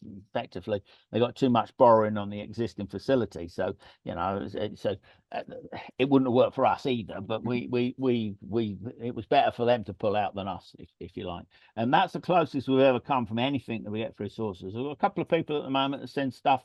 It just don't work, guys. You know, if you can get me to the landowner and we can have a conversation where we can work with them and maybe get them to that number, but we're only going to get them to the number they want by being creative over the deal structure. You know, they've got to stay in longer, etc. So if you're only going to be looking at stuff that sources have sent you, or you've been on Rightmove and you've done this, hundreds, you'll have to look at hundreds to get a few the you know, because even the ones that work, you've got to secure them. Yeah. And if they work, do you know what, you won't be the only person looking at it, will you, if they're online? Yeah. You know, So really the first three, like you say, sourcing, appraising, and securing is the most important part, isn't it? That's where the deal is made. Yeah, I think they call it deal flow, and I think it's volume. I'm just thinking of the terms that people use. It's the volume. You're creating a pipeline, aren't you? It's the Mhm. volume that you put in at the hopper at the top that dictates how many come out at the bottom. Got you. You know, there's a book, and I can't. It's about getting to the know or something or other, and it's about sales that they've done enough stats to know that for every 5 no's or something, they get a yes. Mm. So they want the no Yeah. because they can move on. Go for no or something like that. I think it is. I Yeah, I think think you're that's right. Yes, right, it's isn't it? probably a well-known book. So yeah, and it's like this is it. So you Yeah. start getting your stats. So we sort of say, right, okay, direct to vendor. And what we did, we probably, of decent opportunities, we were probably converting, I don't know, 0.5%, Mhm. whatever the number was. That's phenomenal because those ones we were converting were worth a lot. If Well, you're converting 0.5% of stuff and there's only 20 grand in each one, you're going to spend more than 20 grand to get that 0.5%. would you? Yeah. So one of the benefits of land and bigger deals is there's more to work with. So people that are looking for, buy to lets, for instance, yeah, there's a lot of competition, isn't there? Because they're easier to buy, easier to fund, and everything else. How many of them do you have to look at? So you have to take a slightly different view. Anybody that's looking to add value, there's dozens of people in any area are doing the same. Doing They might not have funds available at your time. So don't mean to say you shouldn't do it. It just means you have to accept the numbers, the challenge. So mm. with development, I think there's this thing about create a 6-figure or 7-figure profit or whatever, and I think it's going to be easy. It isn't. So you've got to create the deal flow. You've got to look at enough opportunities, and that's where it takes time and a bit of money because you've got to be paying for some costs, even if it's even it's post it's stamps, they're best part of £1 a piece now. So Oh, you know so the one of the biggest challenges is there, and then the challenge is actually the negotiation and converting it into an agreement. That's also where people fall away. but it'd be good to talk about the last four, which is where the deal's actually Yep. managed. Yep. So part four, and this is something that I'm looking forward to because I don't really have any experience in planning applications at all, really. So it'll be good to hear from your point of view how that's actually managed, the planning side. Yeah. So okay. So pretty much everything we do, no, not pretty much everything we do involves what we call full planning. So there's different types of planning. It's not sort of planning masterclass, as it were, but excuse me. But we've got permitted development, which is there are some good opportunities available from permitted development, particularly on the commercial conversion stuff.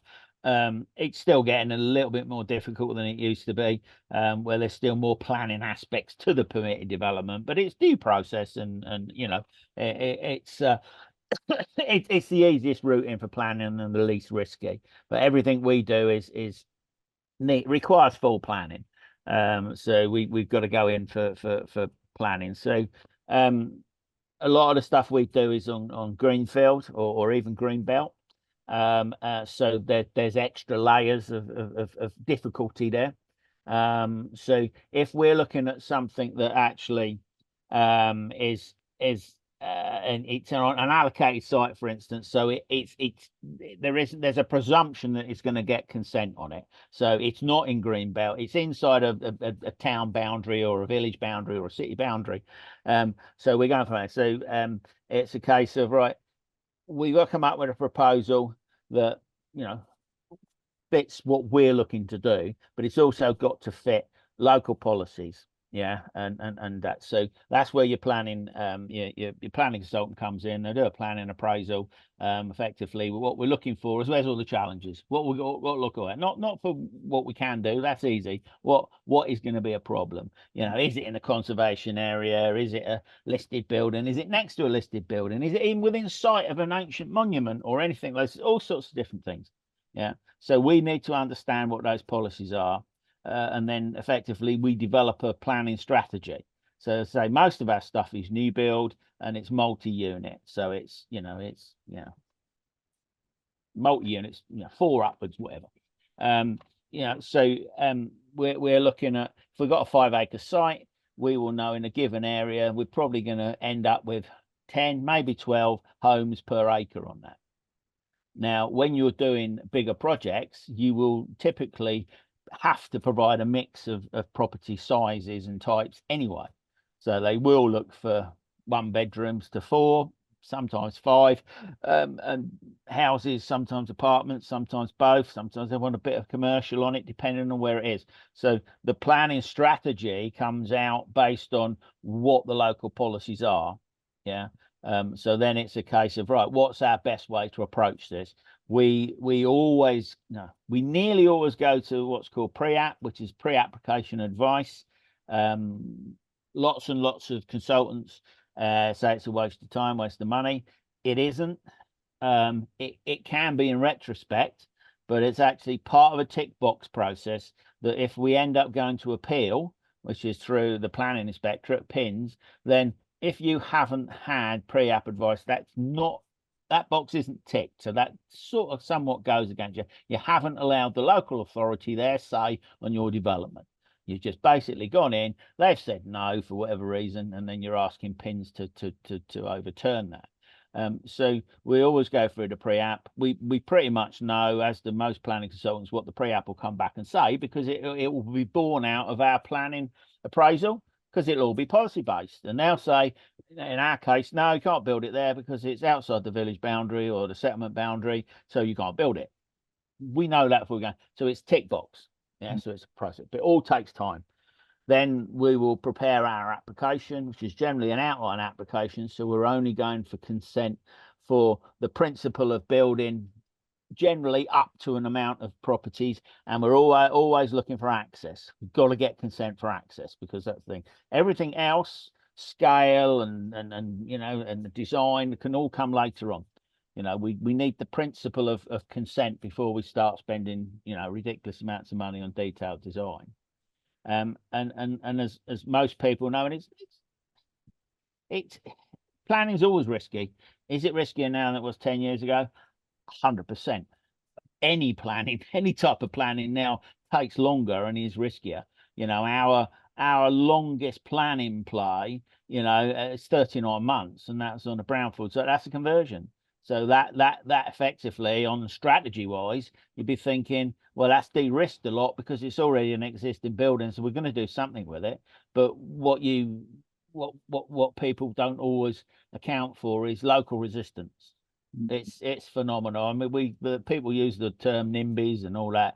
I'm not saying it's the greatest of terms, but it describes most communities in most parts of the country that we get involved with.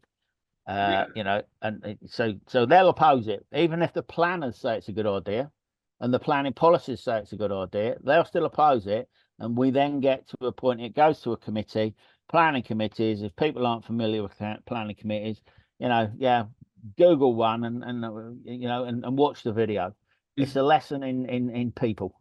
Is that a big constraint? Because obviously it's not just the one family, it's a whole community, like you say. So say, for example, you've got a greenfield site that's perfect, it will add loads of value to the area, but people are like literally barricading the access onto it. Is there anything that the council can do, or is that just no, the community has rejected the idea? So typically what happens in most cases, we know there's always going to be objections. What you always have to remember is, for every one person that's objecting, there are dozens that aren't, because they don't care. Yeah. Yeah, they really don't care. So you only get the noisy ones, like in any sphere. You're never going to make everyone happy, are you? So the noisy ones tend to be the real neighbours, the ones that bound onto it. They are going to be impacted more than everybody else. But the people that live a couple of streets away, generally, they don't really care. So what happens with, you get a lot of noise, and it builds up, and then once consent's granted, most of it goes away. People start looking at it from a different point of view. So we used to, well, we still have on occasions, not so much now since COVID, but if we got a project coming up, before we put the planning in, we'd have a public meeting, village hall or the building, if it's an existing building or whatever, and explain what we're doing.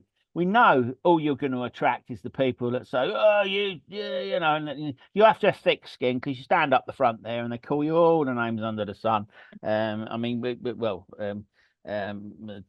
one of my daughters had a death threat. You know, Oh, yeah. I mean, yeah, people are like that now. They think they can say anything. You know. yeah. Anyway, that's by the by. But you do it. But and the volume house builders have done this for years. But it's not about the objections. It's not about getting support for the project. That's changing now. That is moving towards that. It's the first chance they've got to advertise their product, isn't it? Mm. It's the first chance. So we did it on a church conversion, and we had two public meetings in the end. And there's, I don't know, 50, 60 people in the room, very noisy, most of them. They're all anti. They've all got their WhatsApp groups, and let's get around there and all that. And we normally manage to infiltrate their WhatsApp groups through being different people and all sorts of, yeah. Anyway, that's by the by, the covert side of development. Um, and they come in there. But actually, from the very first meeting, immediately after that, we had 3 inquiries for the apartments that we're going to put in. Right. That's what you do it for. Yeah. Now that development's finished now. I think only one of those people brought. Mm. And it wasn't a elongated project because of COVID and everything else, so that might have been it in. But that's all it's for. We're not interested in hiring a hall and spending time being shouted at by people that believe they've got right on their side, and they're entitled to their opinion. That's not what we're doing it for. It ticks a box because it's called community engagement. So we're ticking a box. So we need to do it anyway. Well, you don't have to, but it looks good if you have. But it's not that sales; it's marketing. Mm. And so that's what they do it for. And we largely copy what the volume house builders do because they've got huge marketing budgets and stuff that they use and different sort of research sort of stuff. And it's like, well, okay, we don't have to reinvent the wheel. If they do it for a reason, and if it makes sense to us, we'll do it as well. But yeah, so in terms of the planning, the biggest issue we have is third parties and planning committees. The level of ignorance amongst planning committee members and individually, I'm sure they're probably quite nice people. They just don't know. We still have 1, 2, 3 people on most committees that do know, but they're drowned out by the noisy. I think my dad used to call them Johnny come latelys, the new ones, the new to the scene and all that, and they start almost demanding this and demanding that. And I mean, it's just comical, but unfortunately, there's so much money at stake, and they're very noisy. There's no consequences and no accountability for any of those people. No. They the first thing they know generally about a project is when there's a PowerPoint slide presentation going on, and they'll watch that for 10 minutes, and then they'll, all the tens of thousands of pounds that we might have spent on reports and surveys, they don't care. So then you'll get the public speaking, and they'll come in and they're always pretty much always objectors. It's changing. We've got there's a huge YIMBY movement now. So the yes in our backyard, and it's the younger people, and that's where it has to come from, because ultimately the shortage of houses, who does it affect mostly? It ain't people like me. That's right. It's people like you, Yeah. and your age group and your generation and stuff, and actually it seriously is. And so if you lot can't mobilize in these modern days, and this is what is happening, we're getting a lot more lobbying now, and it's like, okay, for all you 100 people protesters that have turned out because you don't want these 40 houses built, there's 2,400 people, others that live in this village, and we can't see any of them. Where are they? They are the majority. They're the silent majority, but we don't listen to them. So now they have to make a noise. I mean, yeah, I think it's fantastic what's happening, and I'm hopefully I should be around long enough to see it really, pay dividends for people, Yeah. and that's not about money for development. That's about homes for people. That's right. We'll be able to talk about the opportunities and how development is going to improve. Well, not necessarily improve, but how there are opportunities coming with this new government, which we will talk about. And I'm looking forward to that. The funding side, then. So Yeah. I know you said you can either have cash or borrow. Is there? It doesn't get much more simple than that. So, have you got any, advice of how you can go about getting funding for your projects? Yeah, so whatever project it is, you need equity, you need cash. Now, whether that doesn't have to be yours, It can be somebody else's, but ultimately, if you're bringing it to the table, you're responsible for that money. So what they call it, other people's money. We have other people's money. We work with other people's money, and but they're all people that we've known for many years, and it's like, okay, and we've been through tough times with some of them before, where it's not quite panned out how we wanted it to. So yeah, we've got to pull our belts in, and we'll pick it back up, sort of thing. So you've got to have that. So the I think where people probably don't realize is you don't need sometimes as much cash to get into a bigger project as you do a smaller project. Hmm. For your own cash, I mean, Yeah. so you obviously need. So as a for example, talked about 40 unit development, which we got planning for 3 or 4 months ago. We need about probably got to update the numbers, but on the cash flow, probably need about 400 grand to get into that. And there's there's 2 million plus margin on that project. So 400 grand. If we had more, we might need some more at a later date, but you only need that much to get into it. And it's like, oh, okay, that's not too bad, because sometimes people put 400, they brought 400 grand and they spent it on one property. And they've got to buy it cash because it's not mortgageable or it's not fundable. So until so there's it's understanding how much money you need for any project, where that money is going to be coming from, and what risk there is associated with that thing. And there's nothing wrong with risk, as long as the people that are taking the risk understand what risk they are taking. And that's sort of, yeah, that's not always the case, I suppose, because people just make some assumptions. People invest money. They don't always probably they don't worry. They don't think about that money until it's time for it to come back. And then it's a case of, oh, okay, oh, I've sent an email, but I've not heard from anything, but you haven't been in touch with them for 6 months, and it's a case. So if the person that's borrowed the money isn't in touch with you as the investor on a regular basis, well, chase it up. I mean, but we got investors not interested. They don't want to know. They just don't want to know. They just, am I getting interest every month, or am I, whatever?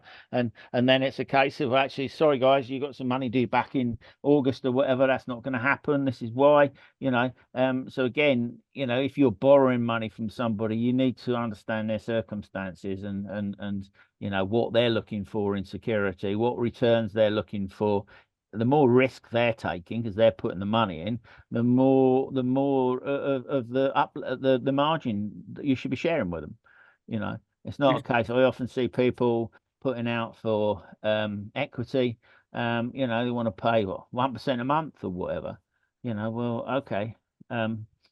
And then they'll say, well, okay, yeah, 1% a month, because they don't want to pay more than that, because it's coming out of their developer's profit, and the margin's probably a bit tighter than they wanted it to be. So they can't afford then to pay any more than that. But you've got to have cash. You've got to have the cash from somewhere. And even if you've got cash, as people often say, another opportunity will come up and you've already used your cash. Yeah.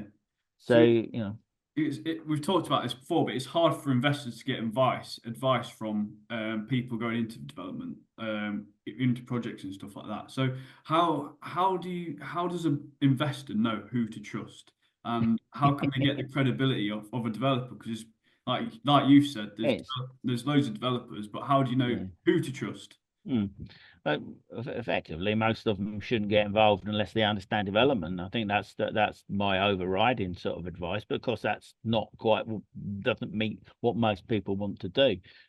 So it's right. What's their track record, recent track record? What they're doing now. What's their commitments now? And there's so much due diligence you can do, but a lot of due diligence that you do, like Companies House and all that, it's all out of date anyway. And accounts are carefully managed so that we don't earn a lot of money. Right. Yeah. But they are. I mean, it's not just us that do it. Look at the big businesses, and we're seeing, assets on there, but the assets on there haven't got true value. So, so yes, it's a guide, isn't it? But it's also talking to if it's somebody that's new to you and you're the investor, you really want to talk to somebody else that's invested with them. you know, and that's hard. But if there's any little doubt, just for God's sake, don't do it. Why are you doing it? It's sort of right. Okay, what is your return? If you're going to get, you know, 50% of the profit or whatever, and the profit you're putting 50 grand in, and you might get 100 back. Well, you've got to accept there's going to be some risk there, because you're not. It's not going to be risk free, because you know if they're able to make it risk free, they can get that money cheaper somewhere else. Yeah. You know, so the more they're offering, the less they're probably well, I suppose the dodgier they are, I suppose, in summary, or the dodgier position they're in. Like us, we're very overexposed at the moment in on our option plays, because they've just been in so long. You know, because of COVID, we've had money, lots of money in projects since pre-COVID. You know, whereas they should have been out. One project should have actually been finished, built, and sold by now. Yeah. And that would have paid off every investor we've got in all the other projects. Yeah. I But like that's what. not come through yet. Yeah. I like what you So, said. Yeah, I like what you said before. You said relationships aren't enough to get over a problem. no, So you shouldn't do it just because they're your mate necessarily. it's probably the wrong thing to do with their mate. I mean, that's you know, a lot of our money effectively is family or close friends' money. Yeah. You know, but and yeah, occasionally we have to sort of say, oh, sorry, it's not quite going to plan. You know, and you know, we're not deliberately out to sort of, you know, what do we call it, scam people or whatever. You know, so we say it with a clear conscience. It's like, yeah, we're moving forward, and more than happy to sort of go through it. But mostly it's, oh no, I don't know, I don't even want to talk about it. We had one fairly recently where you know, that money was due back, and basically I said, well, we can't. Quite happy to sit down with you and go through why, but they don't care why. Yeah. That's what I'm No, no, interested. well, no, because it actually, well, because all you've got to do is mention things like change of government, planning, COVID, and most people will sort of think, okay, I don't need any more detail on that. I can see, because effectively that's what the issues are or Yeah. have been, you Yeah. know. So, you know, but in terms of getting money, yeah, you know, I mean, most people go to family and close friends first. So it's how comfortable you are and they are, you know, in doing that. So for people that want to get into development that can't do that, they want to be sourcing and moving it on. So getting a fee or staying involved, getting a percentage of it. So some people will sort of say, well, I'd rather have a fee and stay than stay involved. But actually, for the longer term, better off staying involved, because if you could get a percentage, you know, maybe 4 or 5% of a deal, right? It might be end up no more money than you would have got if it was a thing, but you actually then start getting a track record as a developer. You were part of that development, and that can help, you know. So as I say, we've never been successful yet in a saucer or anybody. You're not an indirect sourcer, a direct sourcer. Yeah, people that we've actually put out there. Yes, we've had a couple from those, but they're people we've effectively trained ourselves to go out and do it. So that's a bit different. You know, so you know, it's hard if you haven't got access to the money, you haven't got an existing portfolio or a business or whatever. But Yeah. I've seen too many people risk their portfolio just on one development. Right. So you might have 10 units and you sort of think, I can double this with a development. So what I'm going to do is I'm going to take out the equity on the thing. I'm going to get it a high loan to value as high as I can, whatever the criteria is at the time in terms of affordability and all that.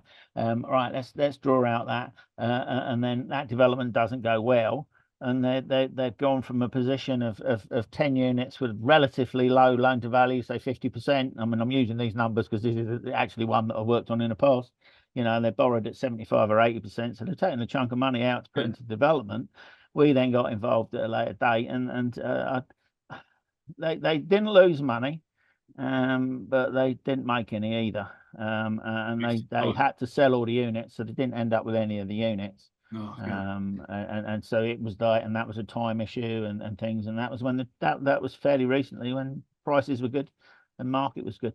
You know, Mm. all sorts of different reasons that people don't sell, but they couldn't refinance. Basically, they'd have kept them all if they could, but they couldn't, because they ain't got enough money, enough cash. So they spread themselves too Into- thin with the idea of doubling their portfolio. Because in theory, it's fantastic. double your portfolio, and you'll end up, you get that money back out, you can pay that down, and you might end up with 65% loan to value across 20 Yeah, units. it seems perfectly logical to Or me. I can stand in front of a classroom and on a whiteboard or on a pad, I can show you exactly how it can be done. Mm. And then I can then spend 2 hours telling you why it won't happen like Uh, that. yeah, But of course, you buy into the 10 minutes when I said it can be done, don't you? Not you personally, but yeah, people do. yeah, of course. Yeah, because it is logical. Because Yeah, people that present it in that way, they do it in that way. They present it in a logical way because your mind thinks, oh, yeah, that makes sense. yeah, And then after 15 minutes of listening to somebody like me, they switch off anyway. Because I'm not agreeing with what, so I'm the somebody labeled me as a dream spoiler or something once. Basically, you're spoiling my dreams. I want to do this. I'm going to leave my corporate job. I'm going to go and do this, and you're telling me what I want to do is not possible. Well, I'm just going to do it. good. You know, Save them pain in the future sometimes. And yeah, but sometimes living dangerously brings them alive, doesn't it? It's sort of like, it's not always the end of the world. In if they lose some money, yeah, sometimes they, they might feel like it at the time, but it isn't always. the reality is for funding, it's building a track record. And what advice would you say for someone as myself who is doing like buy, refurbish, refinance, buy to let projects now? Is it just continue doing these smaller projects, build up a portfolio just to prove that I can, deliver on projects, or, it's because I'd eventually like to go into development and develop projects from the ground up, you know, like what you're doing. I spoke to Dan Kennedy about this, and he says that your interest that for your development site should be paid for by your portfolio Yeah. before you actually go into development. Yeah, well, Dan, who obviously we both know, he's one of the few really that I know and have come across over the last 10 years that that actually really does work that way. Yes, he doesn't get overexposed very often on occasions, but he's got plenty of routes to sort of fill any gaps that he might have. But yeah, you've got to be able to afford it. And I mean, one of the downsides to trading business, like effectively we are, is there's no money coming in. Mm. It only comes in. So you're either spending the profits you had off your last project, or when times get sticky, you're spending the profits of the next project. So effectively, which isn't a good place. That's development. That doesn't have to be like that, but effectively that's how development works for a lot of people. So yeah, so the advice really is you can continue doing what you're doing, but at whatever point you move into development, unless you do it really slowly, like you get yourself a portfolio and then 10 years down the line, there's some capital values has gone up. So you can draw £500,000 out of it, and then you do it. I mean, we're working with a long-term investor at the moment to develop a site that they've owned a pair of houses on for, I don't know how long, 20 years, say, I can't remember exactly long, but a long time. When we're now looking at developing behind and stuff like that. So that's taken them a long time to do that. They've done it very slowly, they're very careful. Now they're getting to the point of they want to start exiting, so they want to maximize the value of everything. So now we're effectively auditing their portfolio to say, right, okay, can we get a house in there, or can we knock one down and build three, or whatever. So you either do it very, very slowly.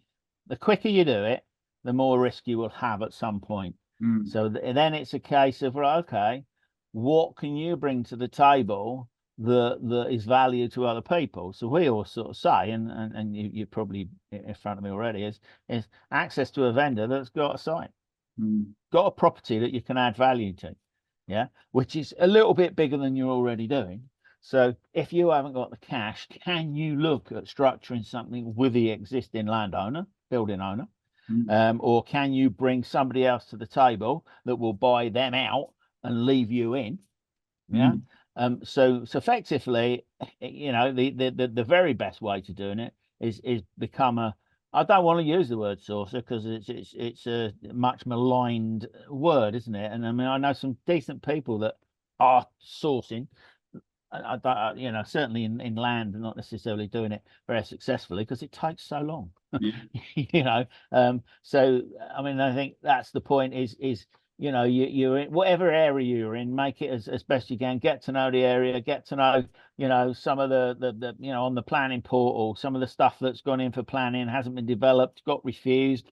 You start getting familiar with, oh, I wonder why that was refused. You won't be the first person that's looked at it, but actually you might then sort of say, oh, I'm going to send a letter to that one landowner. Don't make your start somewhere, and you just might happen on the right time. So sometimes it's about timing. It's not about who you are as much. So I would say for people that want to get in the long term, start finding out about it now and seeing where you can potentially work with. I mean, I think we had a discussion previously where I'm going to connect you with some guys that are in your area that are always looking for land, which I got a meeting next week, so I haven't forgotten. No, I appreciate that. Thank you. And that can be invaluable to both of you. Absolutely. You might not come across anything, but I tell you what happens with people is when people know you're in property, it doesn't matter what you're doing. They're not really necessarily interested in whether you're following a BRR or a service accommodation or whatever. That's all gobbledygook to them. They don't really want to know. You're in property, so if you're in property, anything to do with property, you're the man to go to. Right. So they could bring you 20 acres. Sure. That makes sense. So the point is, you just need somewhere to put that 20 acres or that big commercial to resi or whatever it might be. And so that is about connections and relationships. If you put yourself out and about everywhere and you just sort of scatter yourself thinly everywhere, nobody's going to come back to you. But if you start nurturing a few relationships, even agents, if you're using agents to be looking at, for buy-to-let stuff and all that, well, also have the conversation and say, you just say that, it's not what you're doing at the minute, but although you've met a couple of people that are, into the land, so you really be interested. You have to keep reminding them though, because they don't care either. But they don't. Who cares about you and your business apart from you? Exactly. Yeah. And so you have to remind people and tell people what you do, and I don't think it matters what model you follow, what business model. It's that. So so the fact that you're in property, you're in property and land. That's what you're in. Yeah. You are. No, yeah. It's all land and property. So and if somebody you don't need to narrow down into, well, I'm doing BRR, so I'm not looking for office blocks. You're looking for anything. You're not going to spend all of your time. You sort of, it's 70-20-10 or whatever that people use. 70% of your time is probably on what your core strategy is, your core business model is. And the 10% might be, oh, actually, I'm just going to have a look on the planning portal, or I'm going to have a look on Google Earth or whatever. There's plenty of software platforms for land finding and all that sort of stuff, but they are quite a financial commitment, to be fair. And they got strengths and weaknesses and stuff, but you can't expect to find 5 and come up with a deal. But you when somebody like yourself who's keen to learn, just by reading reasons for refusal on a planning application, you'll sort of think, okay, well, some of it you won't understand probably, but some of you'll get the gist of it. So and once you've read 4 or 5, you'll see, oh, they're very similar. Yeah, of course, that makes sense. Yeah, so there's common problems that crop up, is there, each time? Yeah, they've got a list, cut and paste. They've probably got a list of 200 reasons for refusal, right, or whatever it is, and it's like, yeah. I mean, seriously, that's brilliant advice. Yeah, that's brilliant. So, 6th point is build, and so you've talked before about being the main contractor. Don't outsource being the main contractor. Is there any piece of advice that you could give someone who's looking to build projects out? Yeah, so let's start off with it's not as simple as I make it sound, and nothing is, and I can make it sound complicated, but it's not as simple as that. Because to become the main contractor and borrow as a main contractor, you've got to have a track record. Right. So you have to ease your way into it sometimes. So sometimes you will get. So at the minute, I've got a client who's done quite a lot of property, but he's now just doing his first new build. And he was sort of like, in fact, he doesn't need borrowing on it, but we could get him borrowing on it, although he's not done a new build before, because he's done some extensive back to bricks, big refurbishment, not big single house refurbishments, but 60,000-70,000 pounds worth of spend. Mm. Well, actually, we can, with some funders, we would be able to get him lending, or we would be able to connect them to get lending. We don't, obviously not brokers or anything, because he's got sufficient property experience. Yeah, he's not done a new build. His issue then is warranty, which is his issue anyway. It's cost him a fortune to get a warranty, but he's got to have one. Otherwise, he's not going to be able to sell it, which is what he wants to do. So that's cost him a lot of money, but because it's his first one. So there's always a cost to your first one, isn't there? So it's actually how you get that experience, which is why I said some of the value for people that are doing it longer term, saying, right, okay, in 3 years or 5 years, I want to be doing my first new build. I need to be getting a track record now. Yeah. If I can. So you either get yourself a small percentage on a development, which will help. It's not going to be enough to get your funding in your own right. Or you start working closely with a contractor, a main contractor, a builder that's going to deliver it, that's got their own track record. So you end up collaborating, with you bring a piece of land, you might not have the money, but you might be able to find the money. If there's a profit in it, you'll be able to find the money probably. And you bring together the builder who's going to deliver it. So we use their experience for the funding. So they're all the profit, the margin, the cake, the pie, whatever you want to call it, there's got to be enough. So you're all going to get something out of it. Mm. You may well be the person that's perhaps, yeah, you might have found the site. The person that owns the site might be part of the deal, or they might be cut out. You might be the one with the least percentage, Yeah. but it's getting you in there. And then all of a sudden you've got a contractor. You can start talking about partnerships and all that sort of stuff, which people do. They jump into bed on the first date almost, and much better to go slow and sort of say, okay, let's do this one as things. We'll set up an SPV and we'll all be shareholders and providing the lending and all that sort of stuff is happy with it. So it's little steps, if you like. But actually, you could also find a 20-unit project, right? And I mean, probably not going to be in any area we are where you are, but sort of the guys that are up in that place where I've got an interest, and if they were to take it on, then you can have a percentage of a much bigger deal, can't you? And even if it's a 2, 3, 4%, but if it's 20 units, and it's not only that, what you're going to learn by being part of that for that period of time can be colossal. But you've got to play the long game, I think, in many respects, or you've got to find somebody with deep pockets that's going to back you. I mean, I'm sure you'll back yourself, but everybody's got a limit to which they back themselves, and it's generally based on a number, how much they're happy to have be in debt, if you like. Or have round their neck. So we said, right, so we've got, I think I said to you before earlier, we got a project that probably needs £400,000 to get in, but the debt's a lot more than that. We've got peak lending on that project at about 5.2 million, right?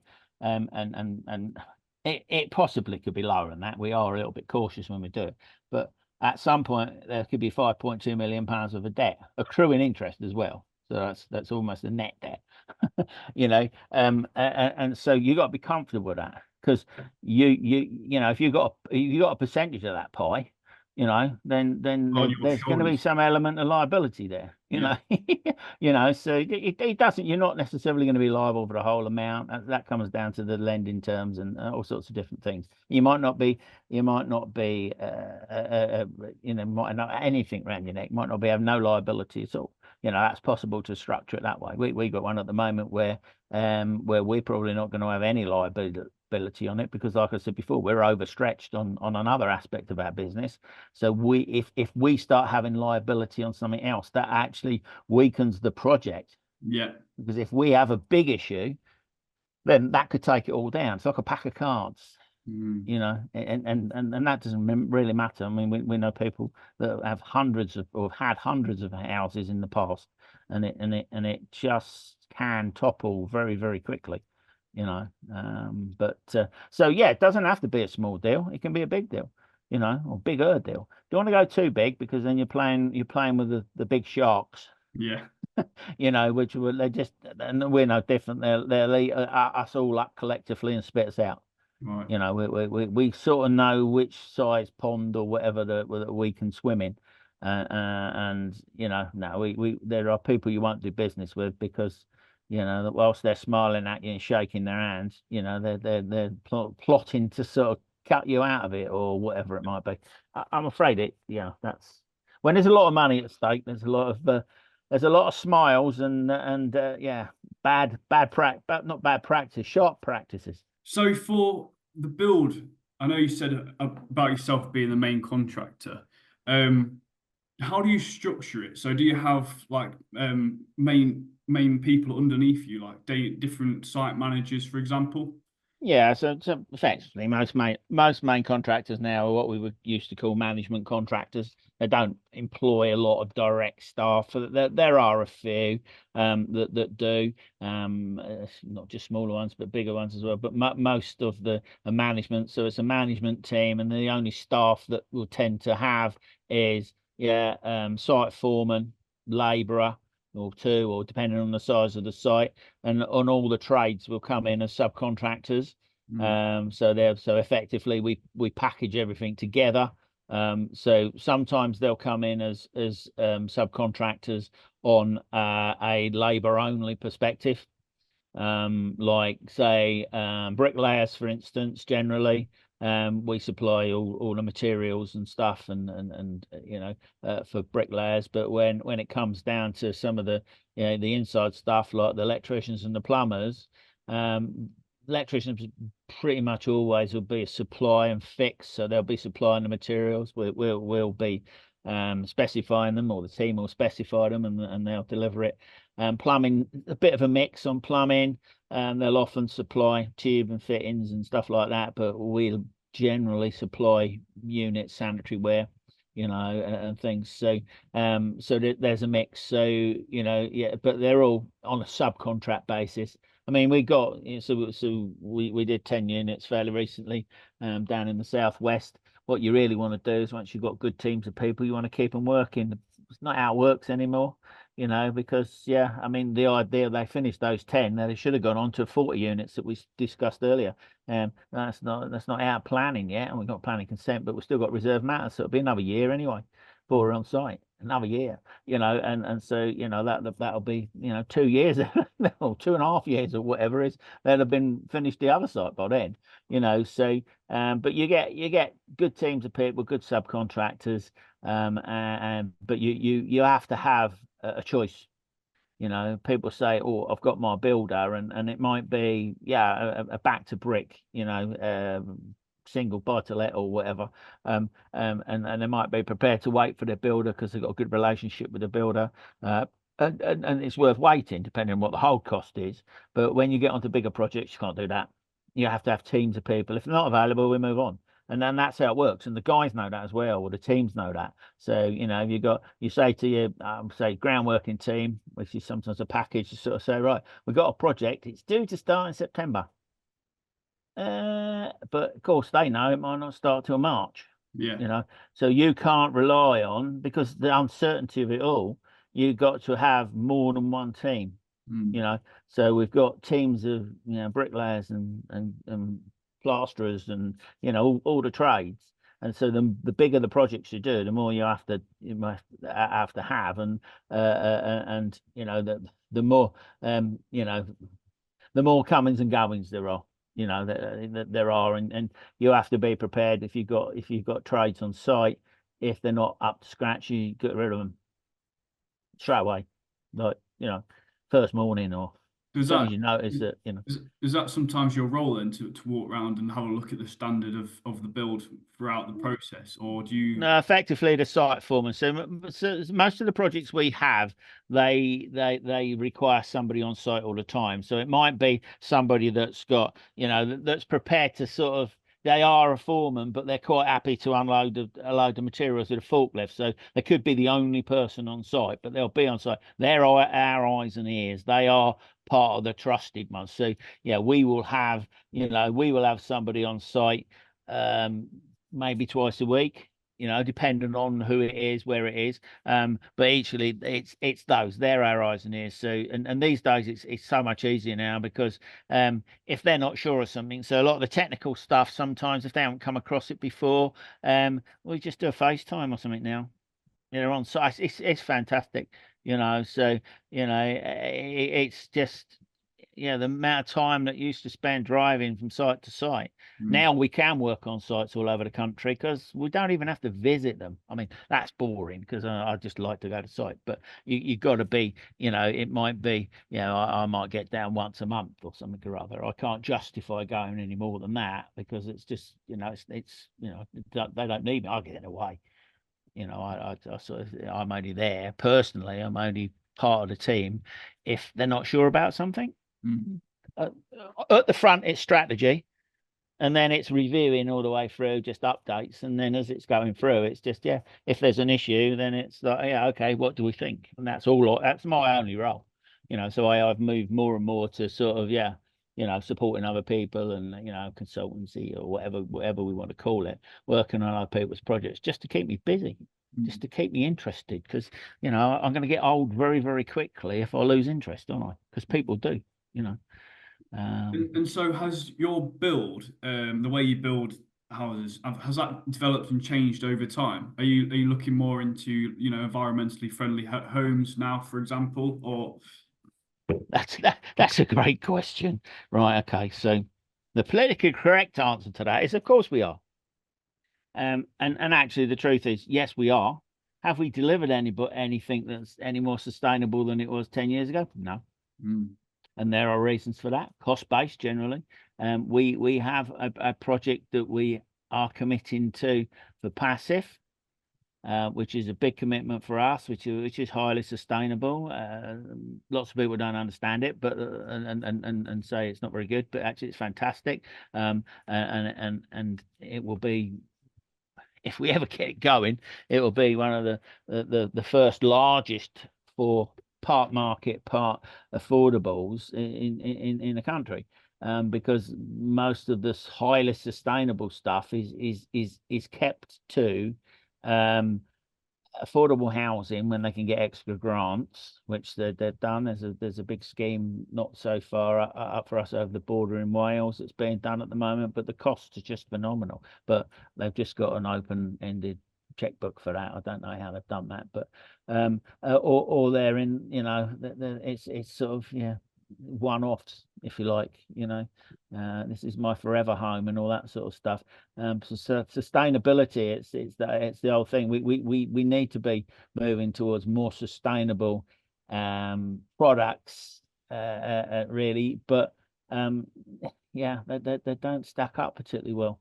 I mean, we many years ago we did a decent sized project for a guy that worked for English Heritage. Yes. Yeah, he was very keen on his environment and all that sort of stuff. I can't remember what he did, but yeah, good job.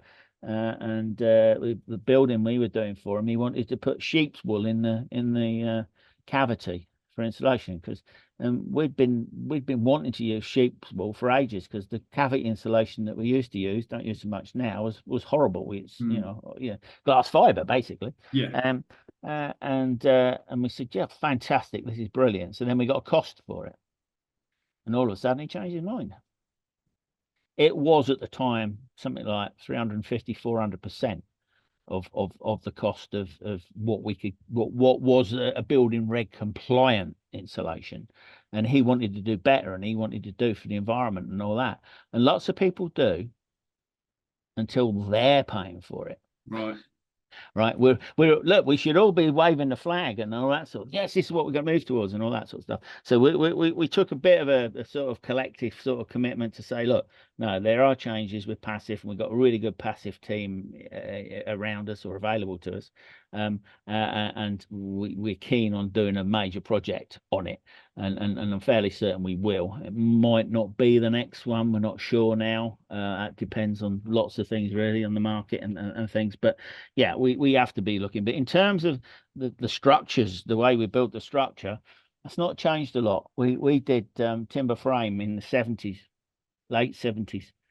Some of the first timber frames in Hertfordshire, that was Hitchin, Hertfordshire. And they went horribly wrong. It's very amusing stories, but not really for the property. And they're still standing because they're around the corner from my cousins. But anyway. So we've been interested in other ways of building. ever since. But the bulk of it is still masonry, because masonry is it's more manageable and cost effective. And yes, of course there are times, and that's not the case. But we're really keen on using timber frame and timber panels, and we looked at all sorts of different things and ways of doing it. And we've been doing this for years, having conversations with suppliers that have come and gone.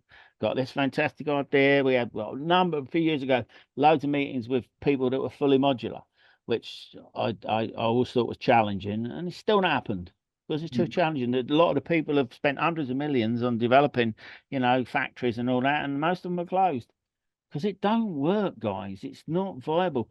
Not I'm not that smart, but even I could figure out before you're not going to get it to the costs you want, you know. So now it's a case of some sort of panelized systems on site. So if we're building passive, then we can either make those panels on site with a sort of pop-up factory, which is what we're keen on doing, or they can be made fairly locally. So it's the same thing. It's we're going to get to net zero and all that sort of stuff. Well, what are we counting? Are we counting, are we counting journeys? Are we carbon counting? Or what are we doing? So, but the way that it works, and it's always worked in development since I've been around, is the carrot and the stick. There's stuff out there, and in the past, various governments try and tempt you with a bit of grant money or a bit of, loans, sometimes cheap loans and all that, to try and get to use stuff to try and change things. But generally, it's the stick that makes the changes, and that's changes to building regs. So they're straight, they just make building regs more stringent and all that sort of stuff. I mean, it's a planning thing at the moment that we put an EV point in most areas, an EV point in every new home, which is, so that could be to a parking space, which could be 40 yards from the house and things like that. So our contention is, well, I'll tell you what, we'll just put the ducting in. Why have we got to spend circa £1,800 potentially for each one when most of them ain't going to get used? Well, that's just a cost that you're putting onto, which effectively, because the way the housing market works, as developers, we don't dictate the values of the houses. We some of the volume house builders try and do it when they're sort of putting big schemes up, but they're in competition with their other guys, and despite what they say, it's all in their interest to get the prices high. There's always one or two of them that will drop their prices just to sell their units. Right. So there's not a lot of collusion. There's open collusion when it's looking at developing big sites. That's how it works. It's always worked that way. But in selling, so we don't control the market. So if we've got to spend an extra £2,000 on building something, where does it come from? It can only come from the land value. Yeah. Because ultimately, if we're not seen to be making a profit, well, if we're not making a profit, we're not going to continue to do it. But if we're not seen to be making a profit, we can't get the borrowing on it, can we? It'd be interesting to see if the market does change over time. People are more likely to buy a house in, passive house, for example. That's it's just starting to happen. So we're seeing some stats earlier this year where, particularly because we have an interest in passive, so it will also apply to other highly rated built properties, is that they're starting to see a bit of a premium. But of course that's only come about because of the hike in energy prices. So now we can put a number to it. So if we can provide a passive house and put solar on it, and we can say your bills will be no more than £200 a year collective, that's it, right? Because whatever happens with gas, whether it gets another reprieve or not, I think that's going to be wound in, to be honest. But anyway, most of our stuff is going to be electric from now on, and we've always known, and all generations, that electric's the most expensive. But anyway, if we can say to people it's going to cost you £200 a year max for all the energy you're going to use in your house, that actually adds to the value of the property. So we started to see valuers recognizing that now. It's not a massive amount, but it helps. So it's still going to cost you, but you're paying for it up front now. But of course, that's not packaged that way. So the extra £20,000 or the £20,000 you're going to save over the next 10 years, well, you're paying for it on the price of the house, because effectively that's what you're doing. Yeah. but you got to pay for almost what we call the infrastructure to make that happen. So but it is the stick that the government, or whatever government it is, it's the stick that they use to make the changes and bring the changes forward. There's lots of developers, small and big, more small, medium, big, that actually would quite like to build a lot more, I don't know, sustainably, because I mean, genuinely, I think there is genuine there now, and it's, but they just can't afford it. Show me, and the other issue we have is different with different build types, is mortgages at the end. There's a reluctance for mortgage providers to lend competitively on alternatively built products. And that's all, again, that's not changed. I mean, there's plenty of concrete panel built houses that people can pick up in most areas now because they're system built, built in the 50s and 60s and even 70s, some of them. And some of them are more mortgageable than others, and we actually brought and sold one, brought one and then sold it a few years later, because it was one of the ones that you could get a mortgage on. But so now it's no different. So somebody could come up with a system and say, well, build it this way, it's fantastic. But we just have to say to the market, to say, are you going to mortgage this? Yeah. Because if you're not, we can't build it that way. And it's so there's a lot of things, lots of different things to consider, and yeah, I mean, the way it's changed, it's not really changed as much as it should have done over 40 odd years. The reliance on the bricklayer, who are quite a self-entitled group. Being a bricklayer, I can say that. My God, the modern ones, geez, they have it really easy now. And it's, I don't get out of bed for less than £400 a day. And I just think, crikey, me, guys. There's some good guys out there, but some of the noisy ones, you just think, my God, they want their wages protected, and without them, these houses won't get built. And it's like, yeah, well, they've been trying to produce a robot bricklayer, and they've got some prototypes out, but they're never really going to do it. So let's build it in a different way and do without them. But we're not going to do that because we're in a country, we like our bricks, we like our stone, we like our hard exteriors because they work, they're proven, but yeah, anyway, that's a whole other story. So finally, on to your breakdown of development. There's exit. I know you said that you've been predominantly a trader throughout your career, but now you're looking at the newer generation. Your son, Bren, he's starting to look to hold more stock. Is there any reason behind that, or is it just you want that cash flow and you want that portfolio built over the long term? I think that's the appeal, really. And again, I think it is fair to say it is a regret to the point. If we'd have kept just 50 houses, just 50, it's a lot, isn't it? But by now they've probably been paid off. But then they probably wouldn't have done, because we'd have borrowed against them and probably lost the money somewhere else or something, But no, obviously when we're looking at exits, you either keep it or you sell it. Is the two basic exits. But obviously there's different bits involved to that. So if you're looking to sell, if you're looking to develop to sell, you are opening yourself to the market, obviously, and the timing and everything else. And it's like, okay, and people don't understand and don't see, or don't want to see, that smaller developers and smaller developments don't sell as well as the large house builders, even though the smaller developers do declare that they build better. Yeah, I've seen some of each, and there's some of each. There's some really good sites for the national house builders, and it's down to management on site. I think how good these people are on site, and their teams, and there's some good stuff, and they run well, and they don't have a lot of comeback and all that sort of stuff. And I've seen some real dodgy exclusive development or one-offs, and you just think, seriously, you think that's good? So it's much of the muchness, but they are, when it comes down to it, the hardest to sell. Because people buy, it's marketing. So I think we might have said before, people don't care about a lot of the detail. I was interested, just going back briefly what you said before about, people, do they care whether it's sustainable or not? Actually, I don't think they do. What they care about is it going to cost me more money to run or less money to run? Mm. That's what it is. It's the benefit to them, isn't it? Yeah, It's that's what they buy. They want to buy it. What does it do for me? Does it save the planet? I don't care. yeah, I'm exactly. afraid think that's the That's general thing facts. because Yeah. I'm only one person, so what difference is it going to make?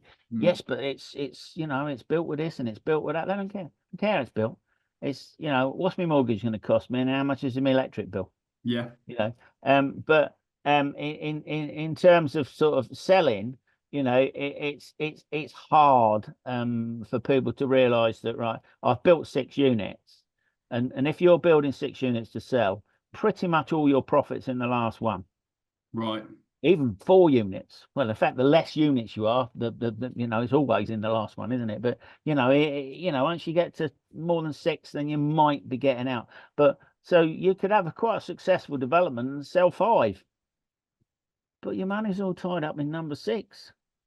So you've got no chunks of money, and it is, as I say, it is quite hard because people will buy to the marketing, and they'll buy the Barrett, they'll buy the David Wilson, they'll buy the Bellway, they'll buy the whatever, because they just see the houses. How much is that house? That's 300,000. Yours 350. Why is yours 350? Because it's not a Bellway. That's not sufficient.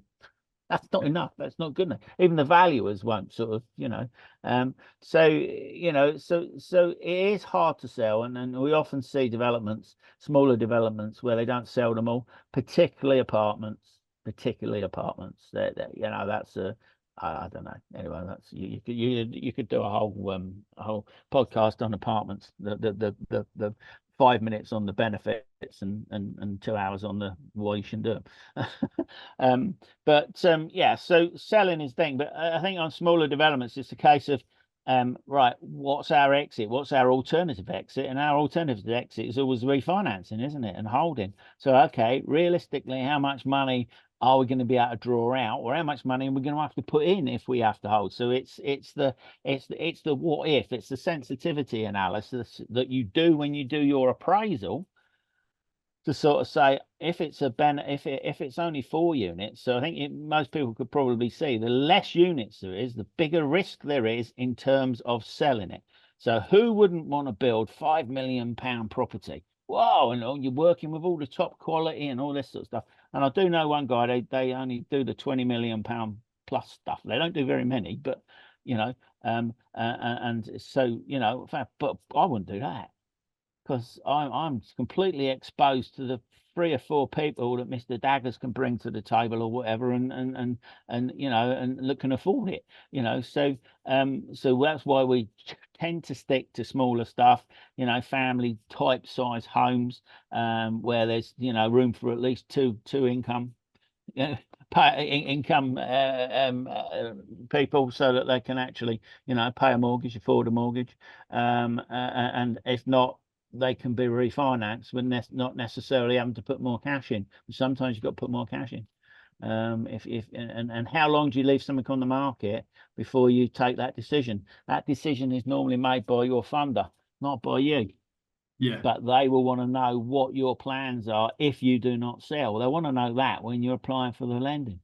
This is where you come into de-risking things as well. Absolutely, yeah. Have you got any advice of how you kind of build to de-risk, or how any part of the process where you Well, de-risk your so strategy?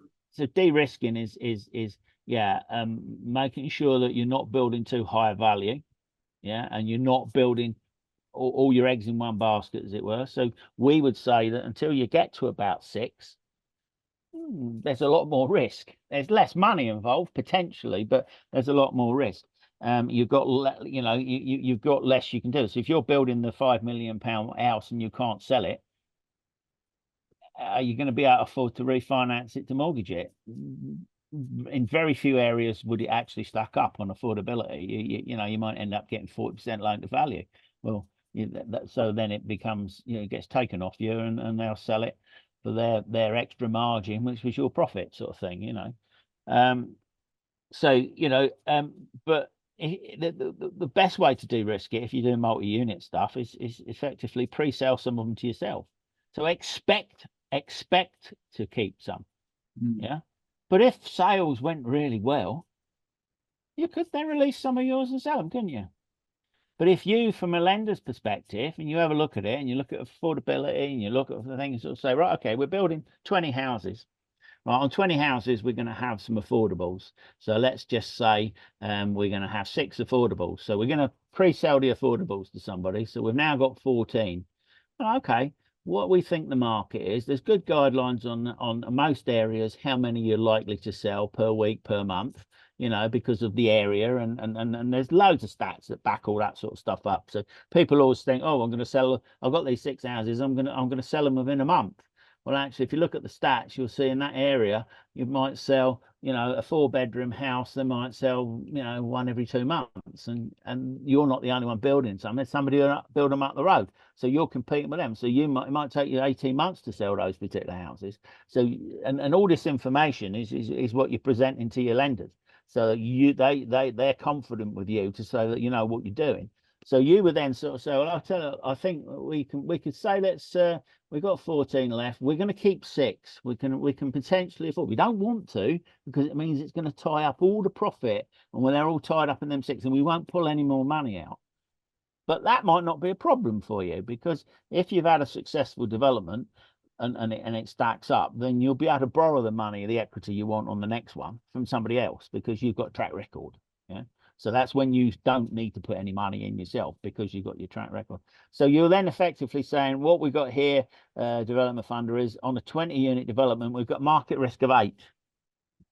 So immediately you've cut the whole risk down, and then they start looking at cash flow and peak borrowing and stuff like that.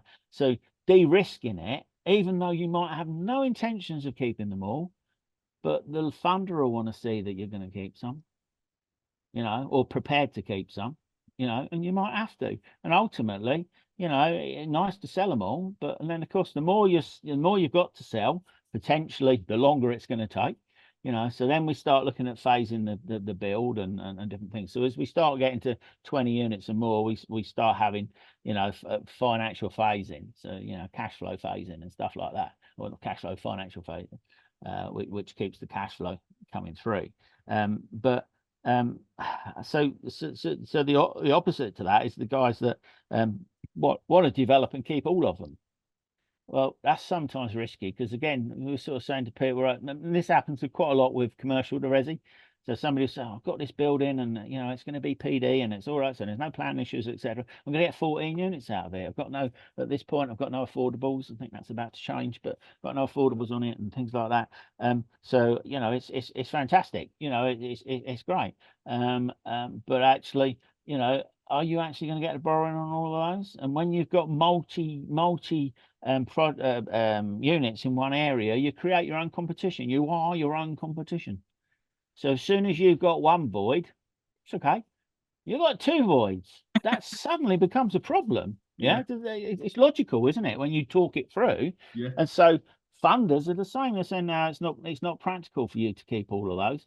So then the person that's intending to keep them all has to come up with a marketing play. So they then do it the other way around. They say, I don't want to sell any of these, but let's see how it goes. And as long as I can get the funding for it across perhaps 2 lenders or 3 lenders or whatever, you might get one portfolio lender and benefits of that or not. And so that they'll take it from the other point of view. As long as the development funder is happy that you're looking at both, you might even be open to sort of say to them, okay, look, no, I like to keep them all, but yes, this is what we can do, and we will sell them, and they'll keep you to that, and they'll review it, and you've got to have your marketing strategy, and you've got to start marketing at the right point, even if you don't want to sell them. But actually, most people that we've worked with and come across, they actually quite like the benefits of selling, because it's chunks of money and it's reducing that lending pretty quickly. Because otherwise, if you're going to refinance, particularly if it's a block of commercial to resi, you've got to finish the whole thing before they'll finance it, and so it's cash. It just eats cash. Which is part of the reason why you haven't gone into multi-story developments, right? Absolutely, yeah. One of the main reasons, yeah. So bread and butter is the 4 to 20 unit multi-unit sort of plots, isn't it? One, two, three beds, Yep. flats. But that main reason is for multi-story, you need to have a hell of a lot of cash capital, right? Yep. To redevelop it, then obviously sell it on. Yeah, absolutely. Yeah, I mean it's you know it's a multi-story market. Projects are for the, I don't know, the brave, shall we say, but there are a few, particularly in London and the bigger cities. But there's more and more of that stuff going to the build to rent market now. So they're effectively pre-sold, 120 units or whatever. We're seeing that sector, part of the sector is growing now. It's taken years to establish really, but it's now pushing on. So that's where a lot of the institutional money's coming. So the new landlords. Yeah, you talked a bit about when we spoke about this before, is you need to have a higher rating of being a contractor for doing multi-story Yeah. units. Hmm. Is that the same with multi-unit as a residential investor? It's just you need to get your foot in the door and then work your way, or is it completely different there? It's different. I mean, you want a bit of credibility. So if you're doing multi-unit, so when we sort of say, you might say 4 to 20, but it could be 100-unit site. Effectively, it's phased in 20-unit bits. So 100-unit site is 5 projects for us. They might be seamlessly together, but it's 5 projects. Hmm. So so that's why that's sort of somewhat changed for us over the last few years, because we never thought we'd really get back into that sort of size project on our own back anyway. But yeah, in terms of building multi-stories, yeah, you've got to be a contractor that's done it before, because nobody will give you the contract to build it, and they won't get funding on it. So, and that is sometimes a lot of the issue with the high rise stuff. And quite a lot of the high rise stuff is either say build to rent, or even affordable housing. I mean, less so now affordable housing because of the issues we have with the cladding and stuff. But moving forward, I think they'll come back into the market. They left the market for quite some time, because of the financials and the risk and everything else. So yeah, so in terms of, for people, most people that will ever watch this or listen to this, we're looking at smaller scale stuff and stuff that you don't have to have as much experience on. So yeah, I'm gonna say our partner on a 40-unit project that we've got. I mean, they built a couple of houses, then we did a project with them for 10. So they've gone from 2 houses to 10 houses, and then there'll be 40. So and that's quite, the funders are quite happy with that, because they're not building 40 all in one go. Funder won't lend you the money to build all 40. Just won't do it. Yeah. And we wouldn't want to do it. Too much money, too much at risk. You might do some of the groundwork and bring the roads in, or part of the roads or whatever. That's down to the cash. So there's going to be changes soon. We've actually delayed this podcast a week. A new Indeed. NPPF has Yeah. come out now, and so it'd be great to hear your point of view, fresh off the new release of material. Yeah. There's some exciting times, some challenging times ahead. It'd be good to get some context behind what's actually changing within the industry. Have you got any pieces of advice that you've got from the NPPF that you've seen? Yeah, so say to anybody is the new NPPF, or the proposed changes to the NPPF, is it's a fair sized document, but it's quite good. It's been made available with track changes on it, so you don't have to read all of it, just read the bit. But of course, if you're not familiar with the NPPF to start with, that's a different matter. Yeah. But so what we're looking at is the changes. I think it's been fairly well documented, all across media, what a mess the planning system is in. It's not been an instant problem. It's been coming. It's been a problem for a long time, and I do believe that COVID was the catalyst for the exceptionally poor state it's in now. And so what we've now got, obviously, with a new government, is the hope. Not a lot of expectation from us at the moment, but the hope that changes will happen, because we always talk about changes and changes get muted and all that, but changes are often fought at sort of local level. So what we're interested to see is not just the proposed changes in terms of how they're classifying land and how they count the delivery numbers, and so how we develop local plans, which is, you know, how each area will be planned for the future, the growth, etc. But actually, yeah, are they going to use a carrot and a stick? You know, if they don't meet these numbers, what are they going to do? They've made a lot of noises, and I'm fairly apolitical. And I just need to believe that some of it's going to happen, because we're so overexposed in that area now that we need it to happen. You know, and yeah, but that, taking that to one side, I do believe there's an intent. But it's politics at the end of the day, and it doesn't really matter what colours you follow. You know, yeah, I think we're all you know, grown up enough to realise that even if they mean well, they talk with forked tongues. You know, so, you know, in terms of the key changes for most people, is where's the opportunity. There's, you know, there'll be lots of restrictions, but, you know, hopefully less restrictions than we have at the moment. So it's, where are we going to get all the extra homes that we're told we require, and we do require. I mean, the key is that we probably need more affordability, not necessarily affordable for social rent. We do need those, but affordability for everybody. So where does that come from? And if you just look at the sort of way the market works generally, is that, well, if there's oversupply, it brings the price down. So then you look at who the stakeholders are in. Why is it in their interest for oversupply? So if we look at the volume house builders, for instance, you know, well, they're not interested in oversupplying and bringing the price down, are they? So there's going to be a reluctance in meeting, you know, expansive targets, should we say, of 300,000 or 370,000 a year now, depending on how you count it.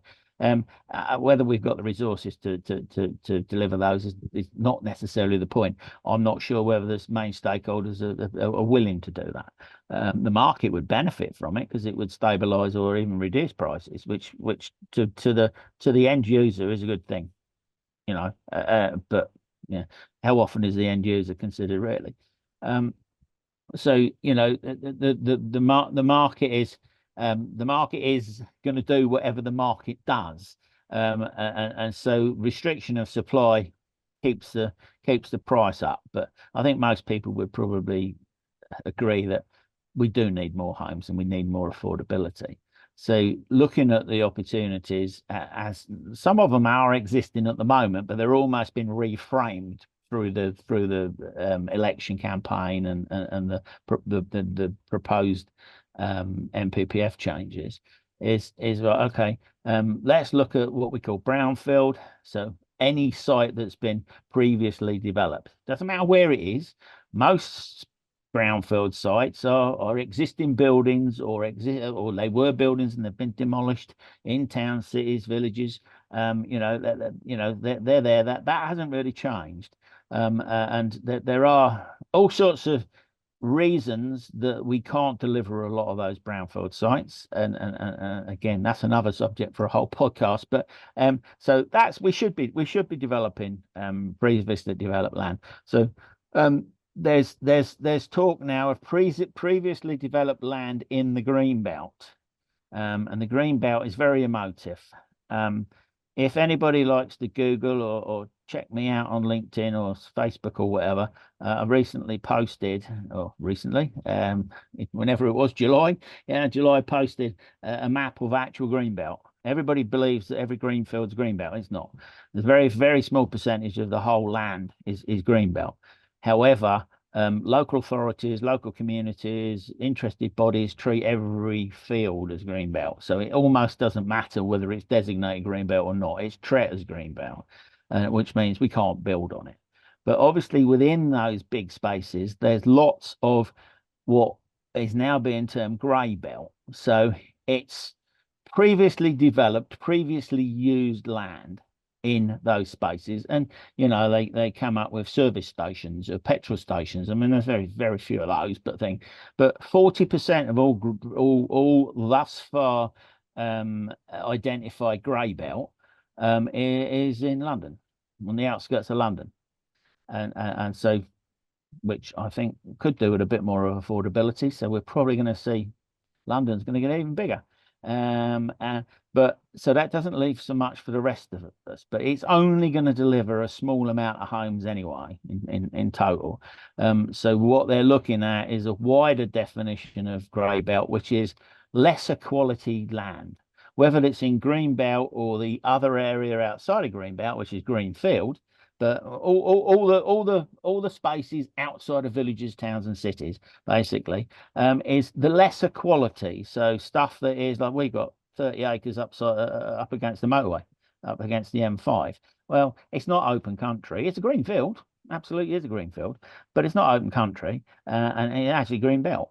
But so we're looking at reclassification of that to potentially to grey belt through application probably. So lots of opportunity of anything that's had development on it or has development on it in the past, almost wherever it is to an extent. And then beyond that is the areas where there is green belt. The local authorities have got to start reviewing the green belt and start allocating some green belt. They allocate green belt all the time, and stuff gets built on green belt all the time. 40 houses that we got was on greenfield, but they track that as green belt. So it happens, and it has to continue to happen in order for us to deliver anything like the amount of homes that we probably do need, regardless of what the politicians are asking for.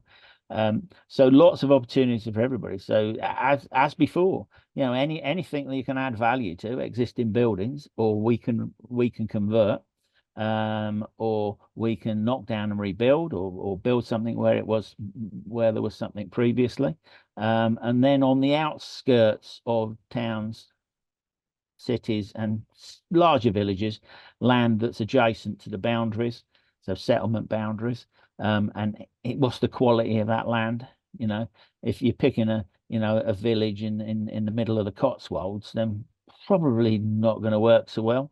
But if we're picking somewhere where, I don't know, there's a RAF base locally, or we got some land, interested in some land where it's been quarried. So we're quite hopeful now that we're going to call that grey belt. Whereas before it would have had to been re-landscaped. What we're actually saying now is, and there's a lot of that, and that's just that's just luck. We're just fortunate enough that that we've got landowners that own some of that. So so lots of opportunities, and for people really, it's about how you make the most of those opportunities. So for us, in the way that we work, and we suggest that it's a good opportunity for people even without an experience, is how can you assist the existing landowner, building owner? Can you put something together that gets them the maximum value for their land? We are seeing changes. We've had changes in compulsory purchase over many years through the Conservative reign, and it's been set up quite nicely for compulsory purchase of land now, particularly to build affordables. But even the Labour government, with their sort of somewhat naivety, having sat on the back benches for 14 years, is they understand there'll be a lot of kickbacks from landowners, because who owns the land? It's not often the common man, is it? It's often, universities, the state, big organisation, pension funds, big farms. They own the land, most of it. They don't own all of it, of course. So, and that's hard to do deals with those. So look for land that's owned by individuals. Look for buildings that are, I mean, the obvious stuff that's underused now is maybe derelict or whatever. It's underused. And so, okay, can I connect with can I write to the landowner and sort of say, look, we know there's changes coming through the planning, and we think it's now the right time to look at, properties like yours, or land like yours, building like yours, to see what can be done. Would you be interested in working together? Some will, some won't. Some just want to sell. In which case you offer them that as well. Even if you aren't able to at this point, if you find an opportunity, or anybody finds an opportunity, and they're it's a decent opportunity, and they've got connection with the owners, then there will be developers like ourselves all over the place that will say, yeah, okay, come on, let's work on this together, Joe or whoever it might be, Yeah. and let's see how it goes. So loads of opportunity. I think what we've got to be mindful of is that they are always going to now be looking for a high proportion of affordable housing. So people have to understand how the affordable housing market works, and generally they don't. And even on smaller developments, there's going to be an element of affordable probably, and potentially coming to some of the PD stuff. Not sure about that yet, but that might happen. It might not happen in this NPPF, but I think they want to get this through and then try a few more radical things. So there's a lot of changes to the NPPF. Some of it is structure, some of it is how they develop the new local plans, which, as I say, dictates how an area is developed over a period of time. And so these things take a little while to come through, but in the shorter term, it's right. Okay, there are asset owners that, for whatever reasons, just to change a government is enough for them to want to move on. And because whatever their politics might be, they probably don't believe that their asset's going to be worth more under this government than it might have been. So it's finding, I think the term in many circles is the motivated seller, or the motivated owner, the motivated asset owner. I don't know what that would be, MAO. Yeah. And so there's always opportunity if you can be direct to an asset owner. And sometimes it's just persistence, sometimes it's timing, but it doesn't matter. You don't have to be, a developer that's been doing it 46 years like me and can quote this and talk about this and all that. A lot of the owners aren't interested in that. They're interested in what can I get out of it and when can I get it? And that's just general conversation, and then you just bring people like me to back that up to the table to sort of say, right, this is how we're going to do it. But keep it simple. I think is generally the thing is right. Yeah, we've got this asset. We're going to bring these guys to the table because they've done it before. And then we can either buy you out then, or you can stay in until the end of the project, and then you'll probably get a bit more money if you do that. We obviously have to structure it so it's it's secure from your point of view. You always have to talk about that. And then you have another conversation, and if you have enough conversations with enough different people, one of them will land. That goes back to one of the things we said right at the beginning, and we'll call it persistence now, is have enough conversations. Yeah, it's interesting because you said earlier about one of the challenges of development was people finding viable deals that they can add value to. So now they're saying, right, we may be releasing some of the green belt to grey belt. So there could be more opportunities for people like yourself who are looking, actively looking for these sites. Do you think then that the other challenge that you're talking about with cash flow will be more lending potentially in the sector? Because I know you said about inexperienced lending. Yeah, so there's plenty of money out there. I think that's in dispute. It's whether or not they'll release it to whatever it is you want to do it, what you want to do with it. And if there's a viable scheme and there's a viable exit, then you got more chance of lending. So again, the lenders, which quite rightly, whether they be investors from an equity point of view or funders from a development finance point of view, is they want to know what the exit is. So looking at larger schemes potentially, for build to rent, as long as it stacks up, which we already sort of touched on, it doesn't always stack up necessarily with enough margin in it to sort of, but some of the institutions are they'll be quite happy, with a quite a high, loan to value, if you like, but it's your bit. How do you get your bit out, sort of thing, so plenty of lending as long as the exit is relatively safe. So the issue about affordable housing, which um there's funding, there's reasonable funding for affordable homes, and it's done in there's a particular process that they go through, and they always know what there is in advance, etc., what there's going to be, and they apply for it and things. I think there might be some more funding, but the problem that a lot of the RPs, the HAs have got, registered providers and house associations, is, are they going to be forced into upgrading their existing stock to meet net zero? That's what they're worried about. Are they going to be forced into getting all their stock even to an EPCC? Yeah. Yeah, and I think that's what we're talking about. I mean, we've seen talk of a B, with some, a lot of it's probably, a lot of the stock is available. You can get to a C. Majority of stock you can get to a C relatively cheaply, and maybe with solar panels might even get it to a B. But if you need the solar panels to get it to a C, then that won't work. But so how much are they going to have to put by of their funding to bring the existing housing stock up? So the government are going to have a bit of a dilemma. Is, well, we're saying we're going to build all these new homes, but of course, if they put the structure in place to build all these new homes, if they don't get built, it won't be their fault, will it? Do they ever think they're going to build those? No, of course they don't. They know that they're not going to. But if they do their bit and put the structure in, they'll be able to blame other people that it didn't work. Oh well, I mean, ultimately they get the blame, but they won't care about that, because and they'll be able to blame housing associations. But their dilemma is, okay, do we go hell bent on net zero? And because if they don't get the targets on the housing, and they don't achieve or they don't start putting the stuff in for their net zero, then they will be deemed to be failed on both sides. So their dilemma is, well, okay, where does the money go? The build new homes effectively doesn't really cost the government money. They've got to put potentially funding in for perhaps buying some of those affordables. But if it's getting to net zero and it's doing up existing stock, you gain no numbers for that. There's no political gain on that.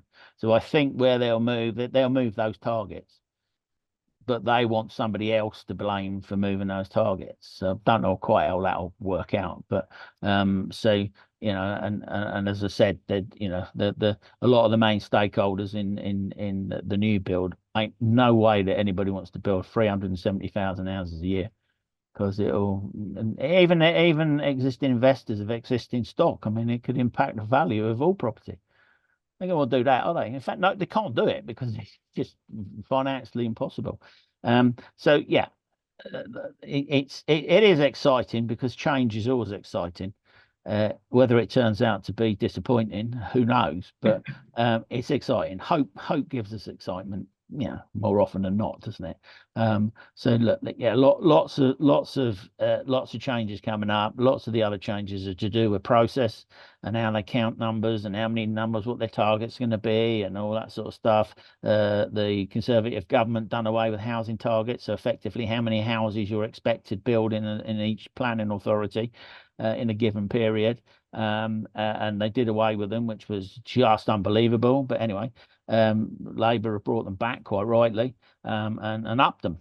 So like, okay, they've trumped them almost. It's right, okay, and that's really got people talking. Whether they're deliverable or not, no, nobody thinks they're deliverable. But actually, as was touched on earlier, is what stick are they going to use to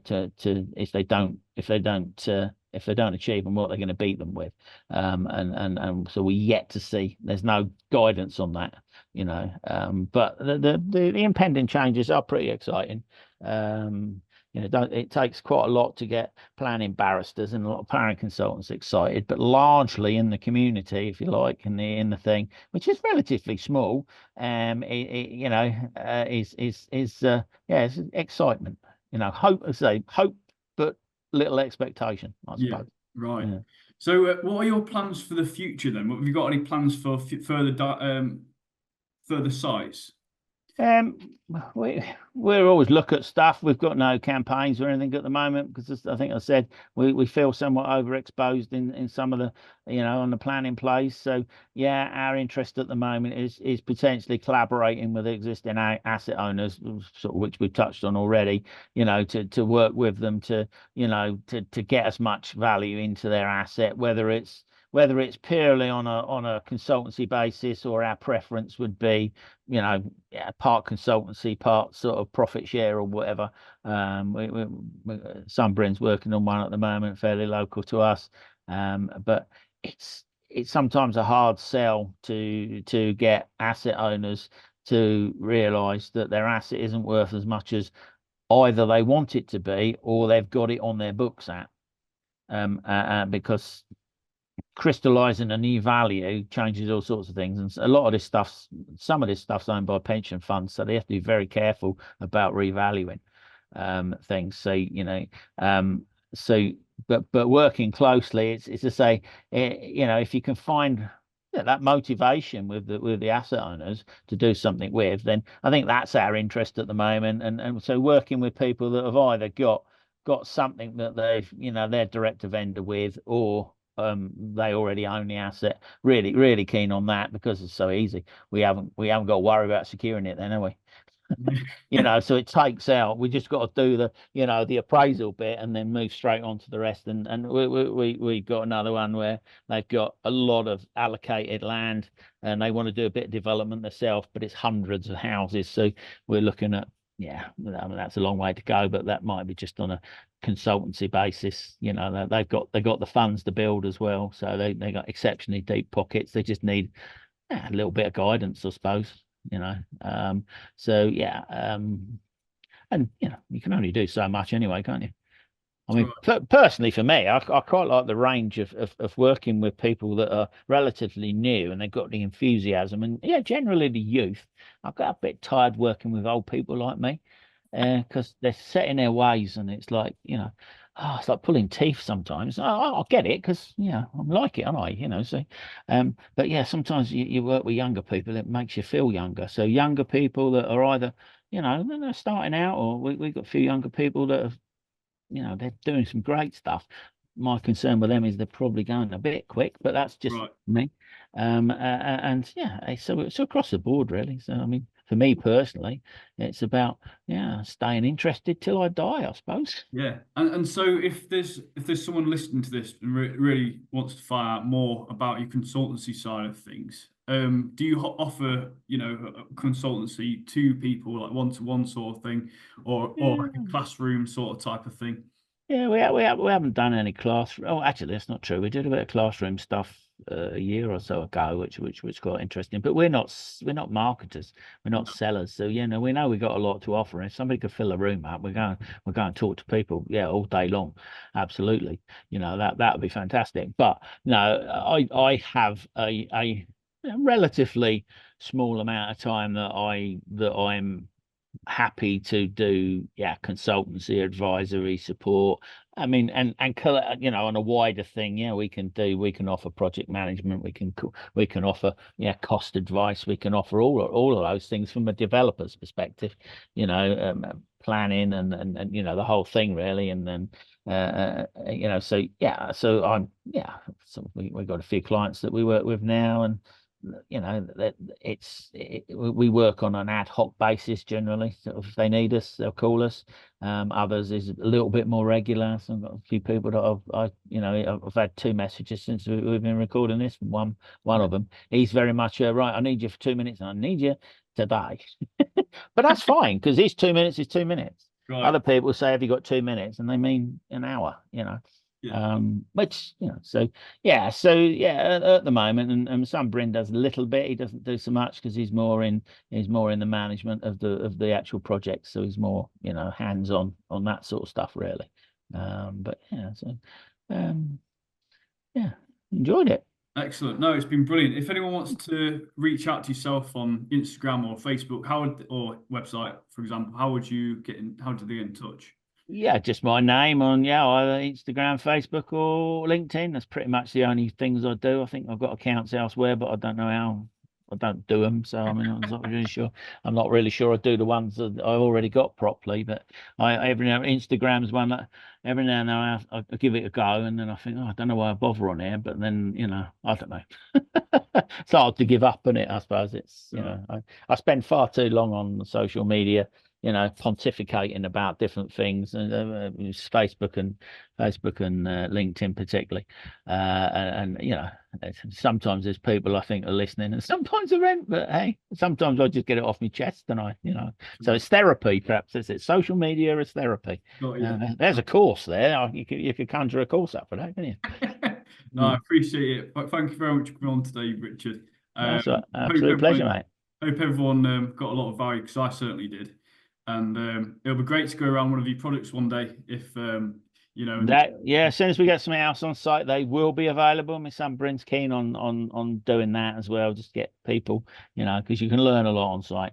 yes. Yeah, you can. Yeah, definitely.